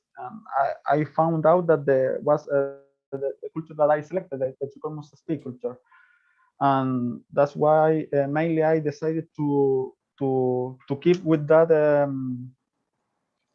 culture and try the further experiment. But yes, I mean, for scientific interest, of course, it will be nice to maybe to try and to compare with another kind of cyanobacteria and see how they behave in a different way, and how the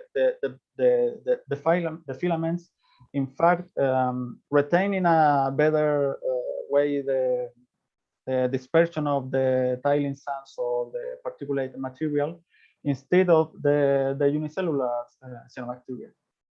Of course, I don't discard that scenario. But no, but perfect. I mean, yeah, you have reasons, and those are good and logic reasons, so it's fine. So yeah, thank you. And I have a last question. You say that before like 3 times. Well, I keep going if you want. Forever. I have to lunch eventually. But this is, I promise, this is the really last one.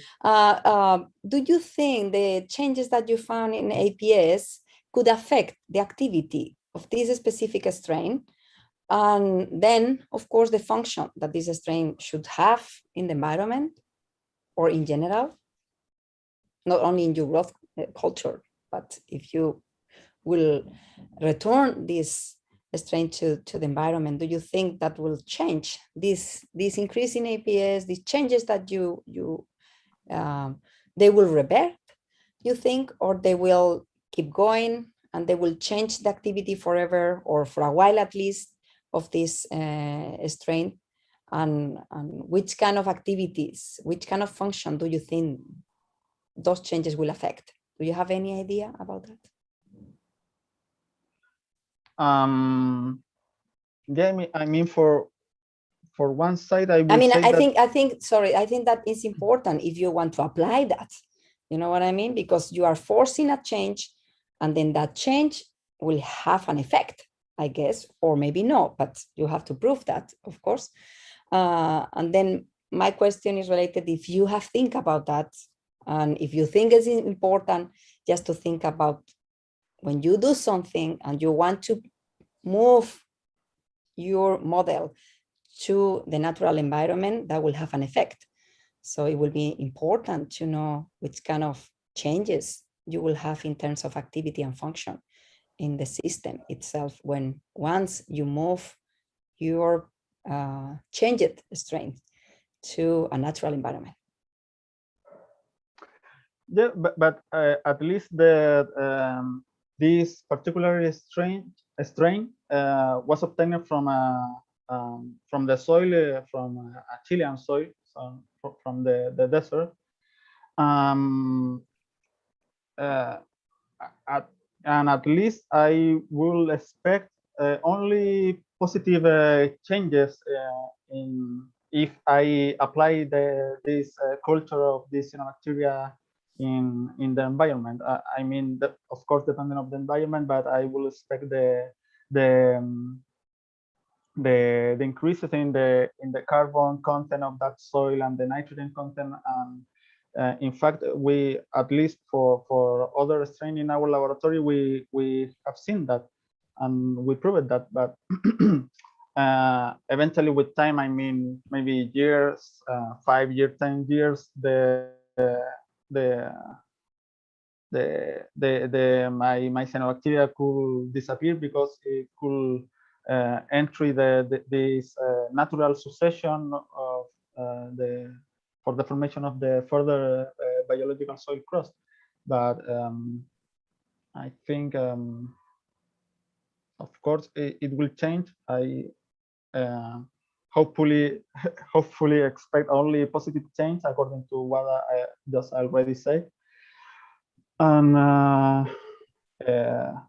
as I said, also is from the it's a natural isolate, an endemic isolate that belong to this soil. So that's why it's really interesting to apply this strain and this culture to solve I don't know, the problems associated to the mining activity in my case, in my scenario. Okay. Yep. Thank you very much. I have no further questions. Thanks a lot. Thank you, Beatriz, for your questions. What should be the turn of Dr. Mario Vera? Unfortunately, he wasn't able to be present today.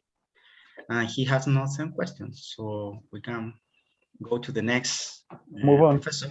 Yes. And local professor, Dr. Mario Tello, your turn, please. Thank you. Pablo, congratulations. It has been a nice presentation. You have received a lot of questions. So I imagine that you are very tired. Then I will perform only 3 questions. Okay. The first question is one of the first pictures that you showed. It's about the grow culture, the curve of the growth. And you define an exponential phase and also a stationary phase. But traditionally, this concept has been defined in a batch culture where some nutrients are limiting, generally the carbon source or the nitrogen, but your microorganisms is able to fix in carbon and also can do the same with the nitrogen. Then both concepts are the same in this kind of microorganisms or need to be defined in another way. And you know what I mean?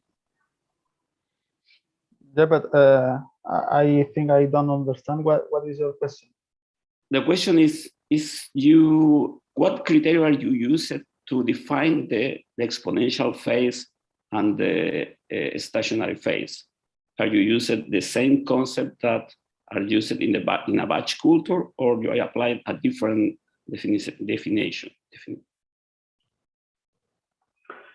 Mainly, I use the definition that was given by the work I based my the assignment for the different stages of the culture, where they determined the natural logarithm of the dry weight as a parameter of the biomass, and they concluded that it will be the line part of that sigmoidal curve that was similar to a sigmoidal curve. The straight part of that curve will correspond to the exponential stage of my curve, and that was the main criteria that I used. But what are the nutrients that you think that it's limiting in this when achieve the stationary phase? One of the nutrients could be and was the presence of nitrogen compounds inside the medium culture. And if this bacteria can fix it nitrogen or not? Eventually, yes, but at least I found that without the presence of nitrogen, the growth we analyzed with both parameters. I mean the dry weight and the chlorophyll A content decreases. So in fact, the cyanobacterium can fix nitrogen, but it's not the best scenario for them, and wasn't at least the basal criteria that I used to determine at least the basal behavior of the cyanobacteria. Okay.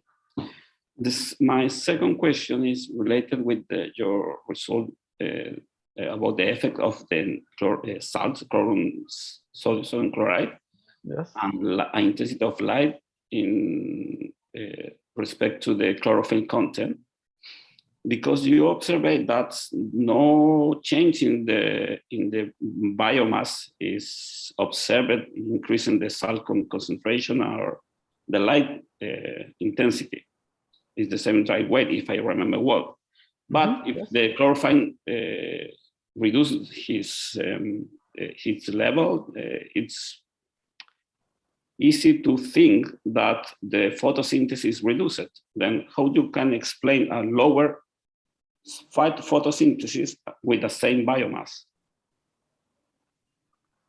I mean, for one side, regarding to the light intensity, at least for what I obtained, the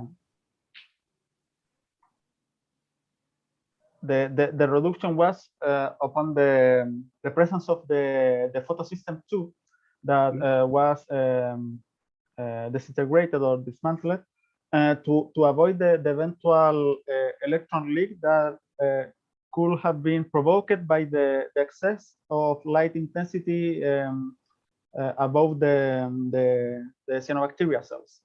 So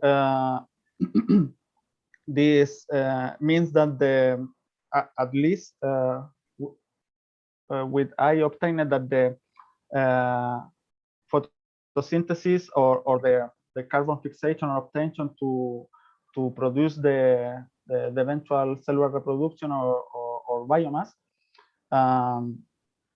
wasn't affected, and the only physiological parameter I will say that was affected was the presence of the photosystem 2, which I indirectly determined by the presence of the chlorophyll, which is the main photosynthetic pigment for the cyanobacteria. And same as well was the scenario in the highest concentration of sodium chloride, as again the presence of this ion could have some negative effect in the physiology of the cyanobacteria, and one of those negative effects is disrupt the proper transport chain, electron transport chain. And again, to avoid that, one of the mechanism is to dismantle the protein of the photosystem 2 that is called D1 that is affected by the ion of sodium, and that therefore produces the decrease in the chlorophyll A content. But again, that wasn't how to say, so harmful to decrease the production of the biomass in that scenario. So the remaining photosystem 2 present in the thylakoid membrane were able to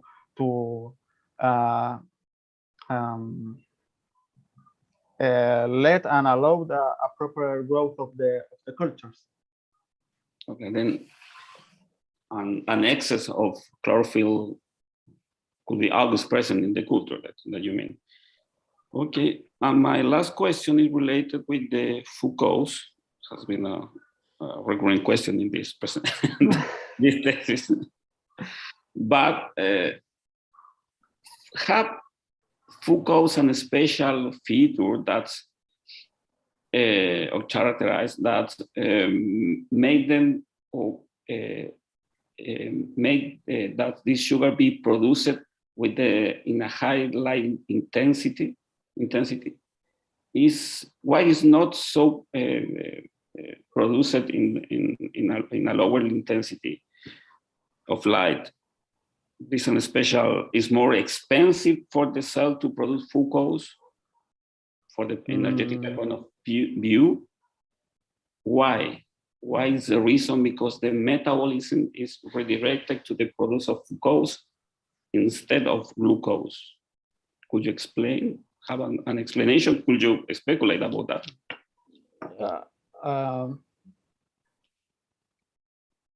My speculation could be in a way that first, as I said before, there is two synthetic pathway, and I wouldn't say that one synthetic pathway is better than the other. It's just a separated pathway, but as the Foucault has this methyl group in his structures, was discussed in some articles that hydrophobic group could aid and allow to the EPS and the cyanobacteria to form stronger bundles and aggregates with the soil particles if we think in a natural scenario. And this also will be allow a better protection for the sunscreen molecules that are associated with the EPS in the nature. So I think to close my answer, that could be the main reason to have a better to have the presence of more presence of Foucault in at least in a hard scenario that could be associated to the highest light intensity level in this case. The Foucault could be a better protector than glucose. Yeah, and we really to form a stronger bundles with the soil particles, according to what was talked in some articles, thanks to this methyl group.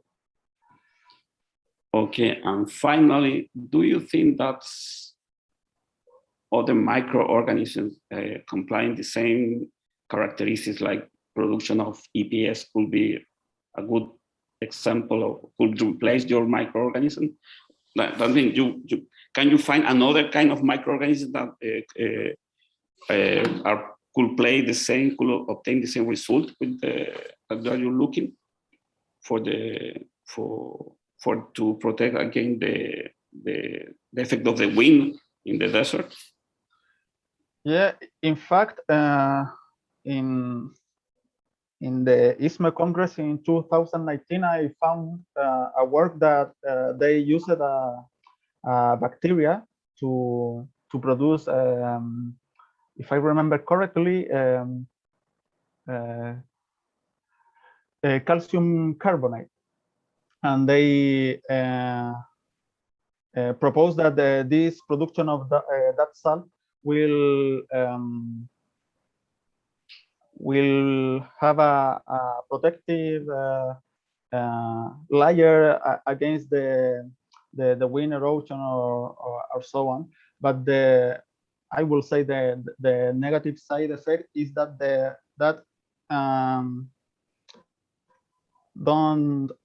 won't allow in the future the establishment of other kind of microorganism or other kind of organism in general, I mean, because won't improve the nutritional characteristic of the soil, as is proved and demonstrated that the cyanobacteria are capable of. So I think the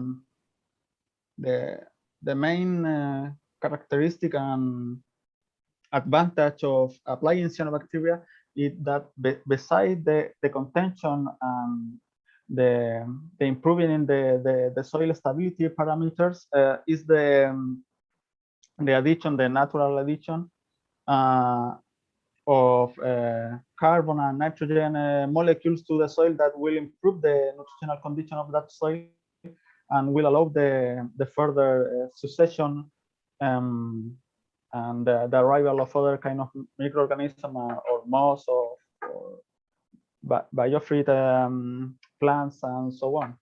So I think is that the main advantage of cyanobacteria besides the other kind of bacteria. Okay, thank you, Pablo. Thanks. This is all my question, Dr. Chavez. Okay, thank you, Dr. Tia, for your questions. Now, Pablo, it's my turn. We talked a lot in your private exam about your results. So my question now are a more general question.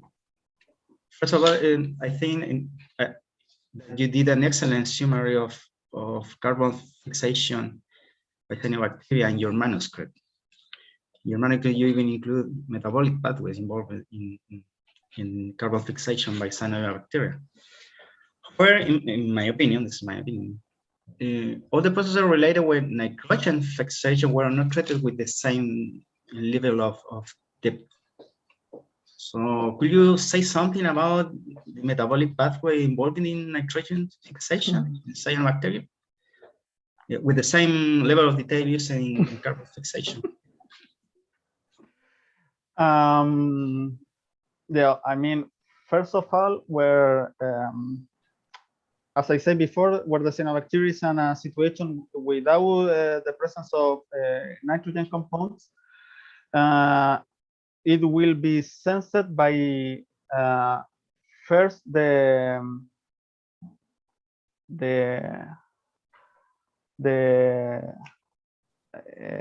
increase the amount of the 2-oxoglutarate that will bind to the a particular protein that is called NTCA, that will activate the transcriptional factor HETR that will begin the differentiation of the vegetative cell to an heterocyst, which will be the proper environment to the functioning of the nitrogen complex to fix nitrogen, because this enzyme complex is sensitive to oxygen concentration, because it is completely inactivated. And this complex, enzyme complex, is composed of two main enzymes. One of them is the nitrogen reductase, which require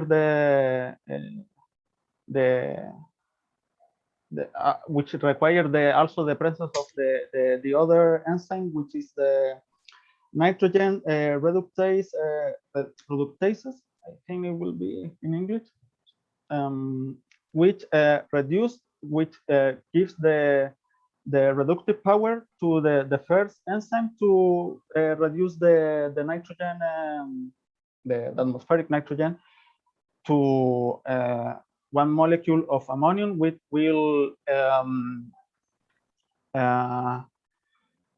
react with the one molecule of glutamate to obtain glutamine, which will be exported to the vegetative cell to have to give the nitrogen content to this particular cell, which doesn't have the ability to fix nitrogen. And regarding to the filamentous cyanobacteria, is understood that depending on the species, the 5 or 20% of the cells that belongs to one filament are heterocyst, and the other will be the vegetative cell, and they are connected by a structure, Ceibal cell that called microplasmodesmata, I think it will be in English, which allow the exchange of nutrients between the different cells of the filaments.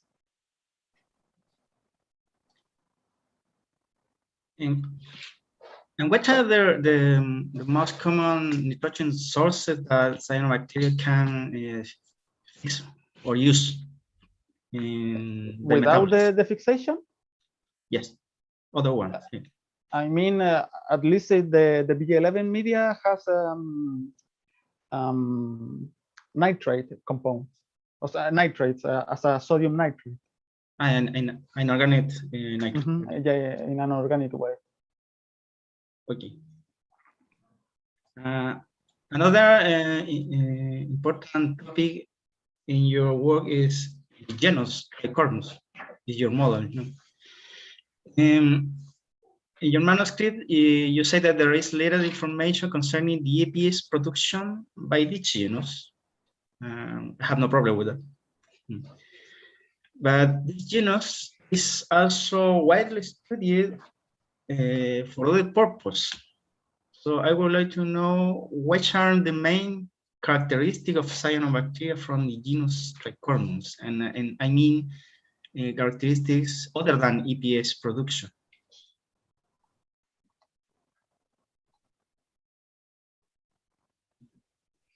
Well, I am aware of other words with the Tricornus genus that I related just describing the environmental cyanobacteria that could be found in a desert in China. Yeah, and they talked that this particular genus is associated to the Anabaena genus with and also to Nostoc genus, which both are filamentous cyanobacteria and again can fix nitrogen and so on. And also other kind of experiment related to the Tricornus and to the to find another function to the Eps produced by Tricornus is associated to the nutrapharmaceutical industry as a protein carrier to different to treat different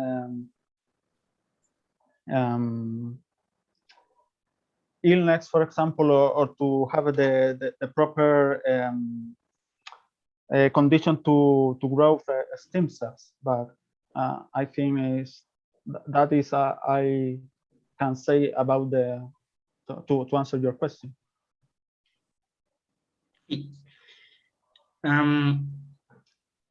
This is a specific question. In your manuscript, you mentioned a paper of Bellini et al. Bellini, no? The what? Bellini was the Bellini. Yes. Okay, yeah. At least I remember that name. This paper is important because it's the only antecedent that you mentioned about the production of EPAs by hormones. Okay. I would like to. Sorry? The what? Yes. Are you hearing me? Yes. Well, what? I would like to know what are the main findings of the Bellini paper and how this results impacting your research. In Acunda, Bellini described the production of EPAs by Tricornus. I don't see a comparison in your discussion.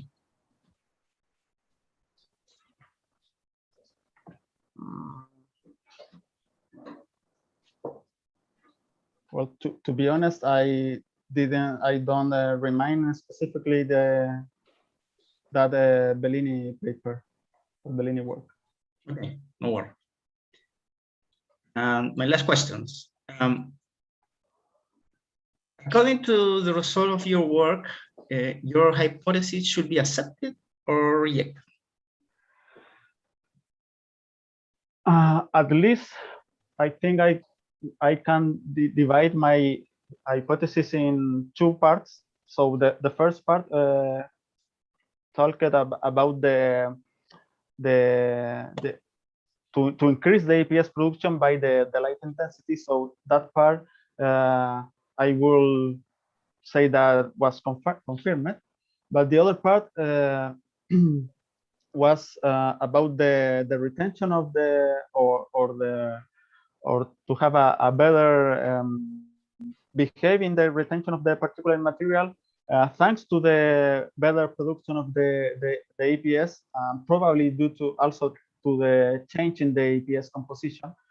And that part I wasn't able to prove. So, but I think I wasn't able to prove, as I said before, because of the design of the experiment. And sadly, I also had the time to change the methodology because of all of the problem in the last years. But at least with my results, I am not able to say that that part is confirmed, but at least I will say that there is still a lot to do to say categorically if I can deny or approve that part of my hypothesis. There is still work to do for that. Maybe your hypothesis should be more straightforward. Because in my opinion, your hypothesis has sub-hypotheses, as you mentioned. So this is very difficult because you have many hypotheses in the same statement, and it's difficult to know to take this like an unity. You know? Well, but in the future you can improve. But I how to say put a high barrier to achieve. But yeah, I'm agree with you in that sense. But Pablo, I have no more questions. Thank you.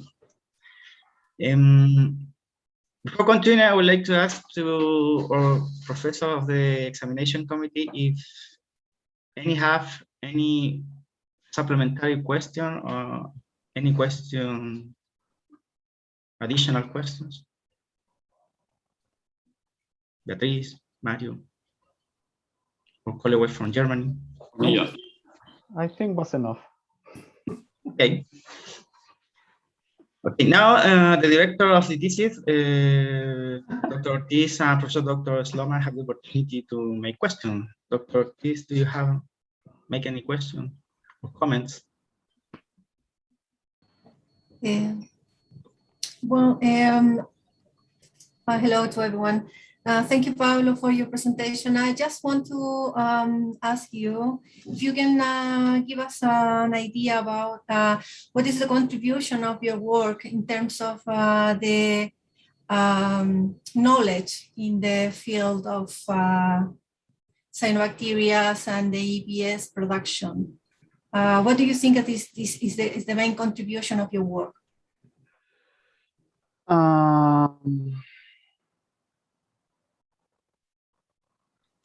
Well, I think the main contribution are that I was able to work with a Chilean strain of cyanobacteria in order to solve a specific problem, as you said, to this country. And in fact, at least in vitro condition, also this isolate of Trichomonas sp was able to resist at least hard condition for that was described that those conditions for other kind of cyanobacteria are affects their growth. So this particular cyanobacterium did it in a good way according to the results obtained from the biomass and of course the Eps production. Also, as I talked with Dr. Diaz, could be an interesting insight about the change in the Eps composition through the different light intensity level applied. And yeah, I think that could be the main things that I was new and interesting for this work. Okay, thank you. Dr. Sloman, your turn.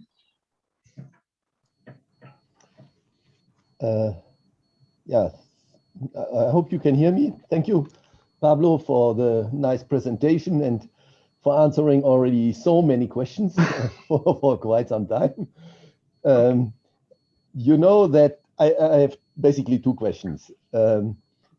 Why, you know that we discussed the growth curve various times, and you already discussed it with Mario Tello, what was limiting.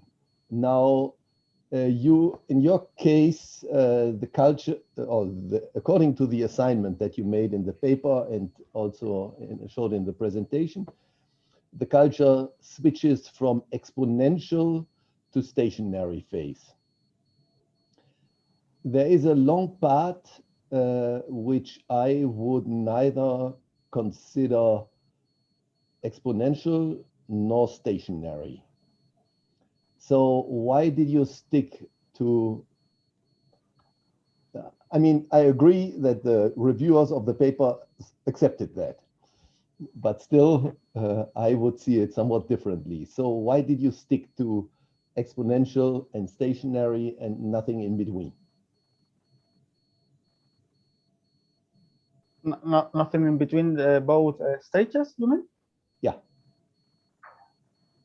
I think if you look at, I have the paper here in front of me, and I think it's basically the same figure.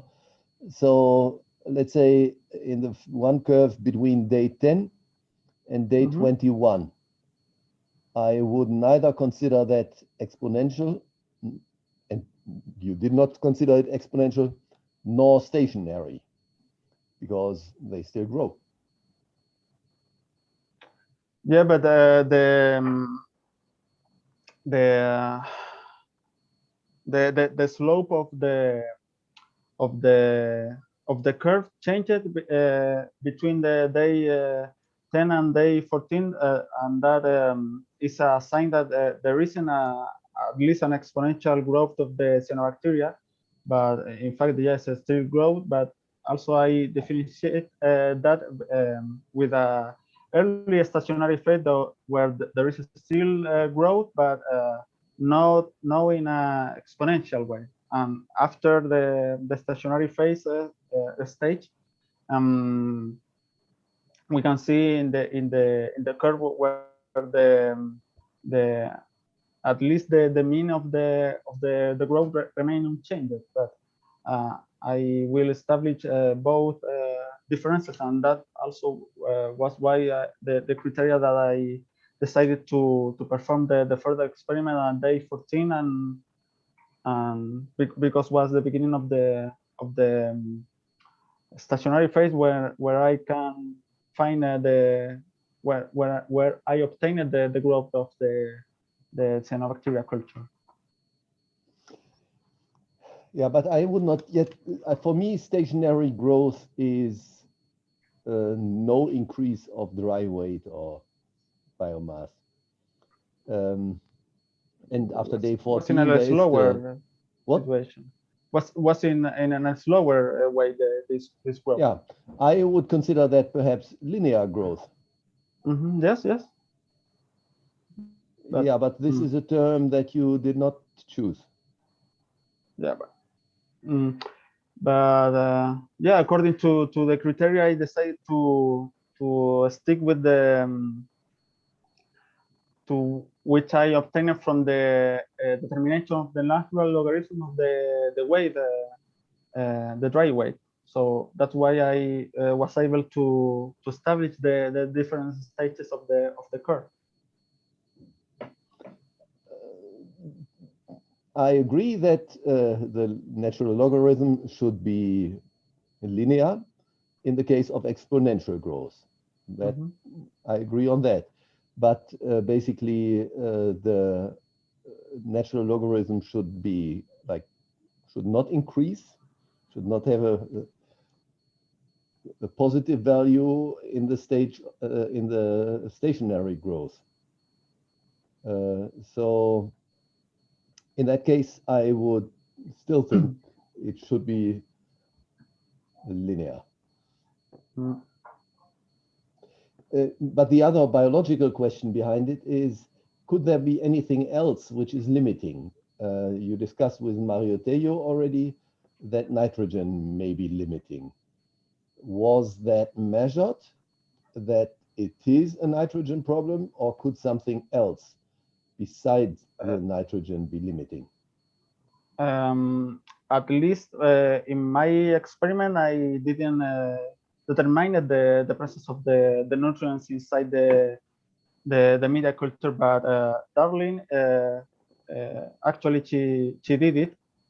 I found out that at least the respect to the nitrogen content, it decreased around 40%, and for example, other minerals in the media like manganese decreased around 80%. And I think also she measured phosphorus that also decreased in a important weight, like I think was more than 50%. And all of them together could, of course, impact the growth of Trichomonas sp. Okay, so other salts could be an option. What about the light? The light? Yeah.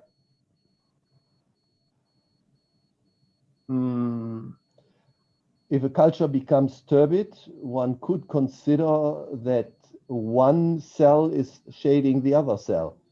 Yes, but at least at the day that I work it, and both parameters, the chlorophyll A content and the dry weight were they had a direct behavior in function of the different days. So both curves, the chlorophyll A and the dry weight, they have a similar shape. So probably I will see this shading effect that you talk about in further days, and also it has to be considered that the culture is in a rotator with a circular rotation. So also I have the circulation of the liquid inside the culture. So probably also that could avoid this shading effect. It would make sure that each cell becomes some light, but yes, maybe on average a bit less than in a it would be very interesting thin to calculate that, but for example, I didn't feel completely the flash, also to avoid that shade effect. I think for example, for a flask of 250 milliliter, I only used 100 milliliter. I mean the bottom part of the flask, which is actually the most width part of the flask to avoid all of those problems. Okay. One last question. You worked with the basically with a mixed culture, or at least the what? Sorry. with a mixed culture, or it's a Trichomus sp, and you, I think, mentioned at some point you are not sure that it is a pure culture. Is that correct? Yeah, at least the presence of the Trichomus was 99% according to the study that we performed before. But yeah, it wasn't an axenic culture. Why is it so difficult to get an axenic culture of the cyanobacteria? I will say that it could correspond to the filamentous nature of this cyanobacteria, because could be associated to many other or to other organisms inside these filaments, and also could be attached to the EPS layer. So it's not that we can isolate them from with a classical way of like other kind of microorganisms. I think it should.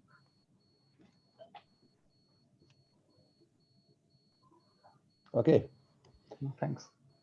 Yeah, it was nice to have you in the lab and to be exposed to all these cyanobacteria. First with you and later with Darling. So I look forward also to Darling's defense. Thanks. Thank you, Dr. Sloman. Okay, and now the opportunity of question from the floor here. I see the former director of the program. I don't know, Gloria, if you want to make any question. You're the only people on the floor, so no. Was too much. Yes. Okay.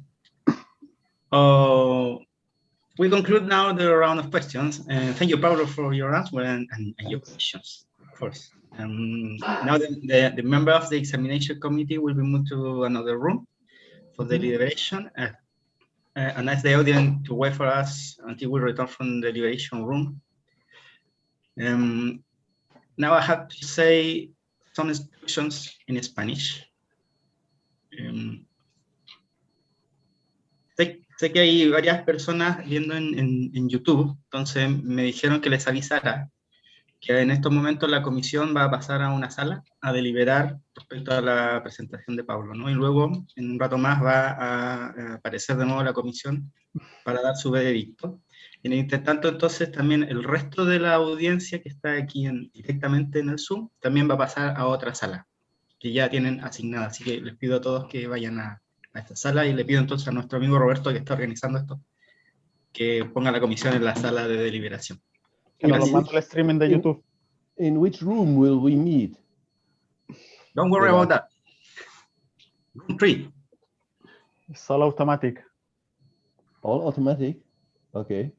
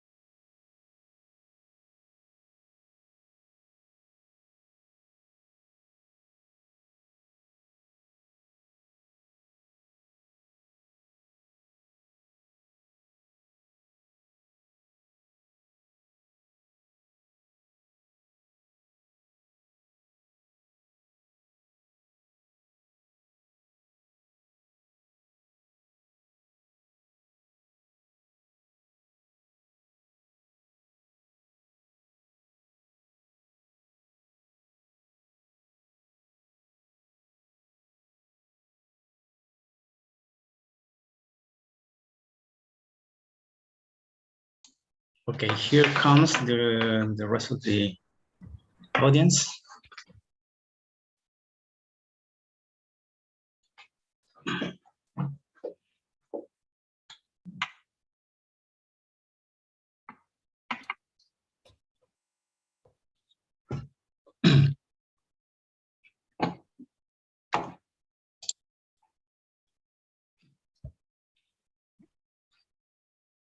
Roberto, ¿está grabando? Are you recording?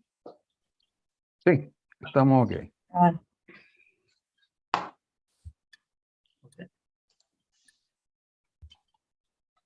Okay, we're back. Examination committee has deliberated, and I'm delighted to inform you that the committee has decided to approve this exam with qualification 6.5. Esta parte la repetiré en español. El comité ha deliberado y me complace informarles que el comité ha decidido aprobar el examen de Pablo Dahech con nota 6,5. Ahora, por requerimiento de la universidad, tengo que leer una declaración textual. La tengo que leer en inglés. Now, by requirement of your university, I have to read the following statement of examination.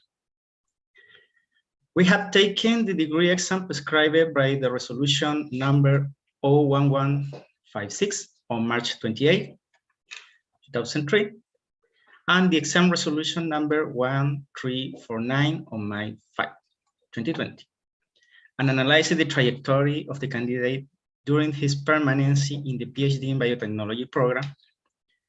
We estimate that Mr. Pablo SHEBIB Dahech LEVENBERG meets the requirements to be awarded with the degree of Doctor in Biotechnology. On behalf of the academic community at the university and on my own, I congratulate the graduate number 57 of the PhD in Biotechnology program at the Universidad de Santiago de Chile. And very important, our second graduate within the frame of the joint doctorate program between Universidad de Santiago de Chile and Technische Universität Bergakademie Freiberg, under the University Resolution number 1454 on November 21, 2019. As soon as face-to-face activity have restarted, the faculty badge and medal will be awarded to the new doctor in biotechnology. Many congratulations to the brand new doctor of biotechnology, Dr. Pablo Dahech. Felicitaciones al nuevo doctor en biotecnología, Dr. Pablo Dahech. Virtual applause, please.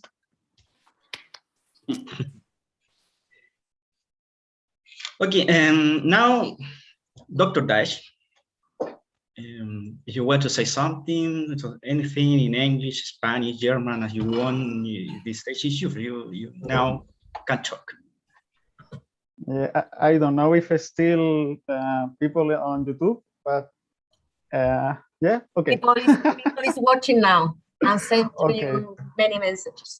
I think at this moment I only have to say thanks to all the people who helped me in, I don't know, in this long process, because it was a very long process. There were around 6 long years, and many things happened in between those years. And some of them was difficult, other more hilarious, I will say. But I think in the big picture, I only have to feel grateful to all the people that are surrounding me, because are wonderful and amazing people. Also my partners from the lab, I think was the best group that I could reach. Also my professor Claudia Ortiz, mi tutora. She is wonderful. She how to say, I don't know how to say in English. Ella no sé, me retaba cuando me tenía que Your retar. lab mama. Me apoyaba cuando tenía que hacerlo. She was, I think, always straightforward with me, and I think that is the best way to conduct direct a laboratory. Thanks for you for all the opportunities for the Congress. I mean the journey to the trial to Germany was wonderful. Also to Michael to open his lab for me was wonderful. Also to have the equipment there. For the committee also, they made a lot of questions. Maybe I will prefer a little bit less question, but it was okay. was a nice experience to have them. I don't know what else to say. I think I talked too much right now. Thanks again for all the help. Was wonderful, really. Okay, and maybe the director of thesis want to say something, Dr. Sloman, Dr. Spies. Maybe I start. It was great to have you in the lab, Pablo. As I mentioned earlier, you fit very well to the group, basically. You could communicate with the others very well. And so I enjoyed to have you here, and you can come back. Thanks. I will then. I just will be brief. I want to congratulate Pablo. He's been a very important part of the group in our lab, and I'm sure he will continue to work with close with our group. And also I want to thank the German committee, especially to Michael Schloman. We managed to write a paper that it was a very nice experience. So I think we can continue. We will continue our collaboration because we still have a darling coming. So thank you, everyone. Pablo, on behalf of the program, congratulations. It is very important for us this event because you are a second graduate in the frame of the joint doctorate with our friends of Freiberg University. So thank you to the commission for your disposition to be here. Thank you a lot. And now I have to close this academic event. This is the end. This is the end. Okay. Please, Thank you very much for being here. please, Sorry. Yeah. please, before we leave the session, I would like to take a virtual picture, please. If you can turn on the video, I think one person. Yeah. Thank you. It's just 1 sec. Okay.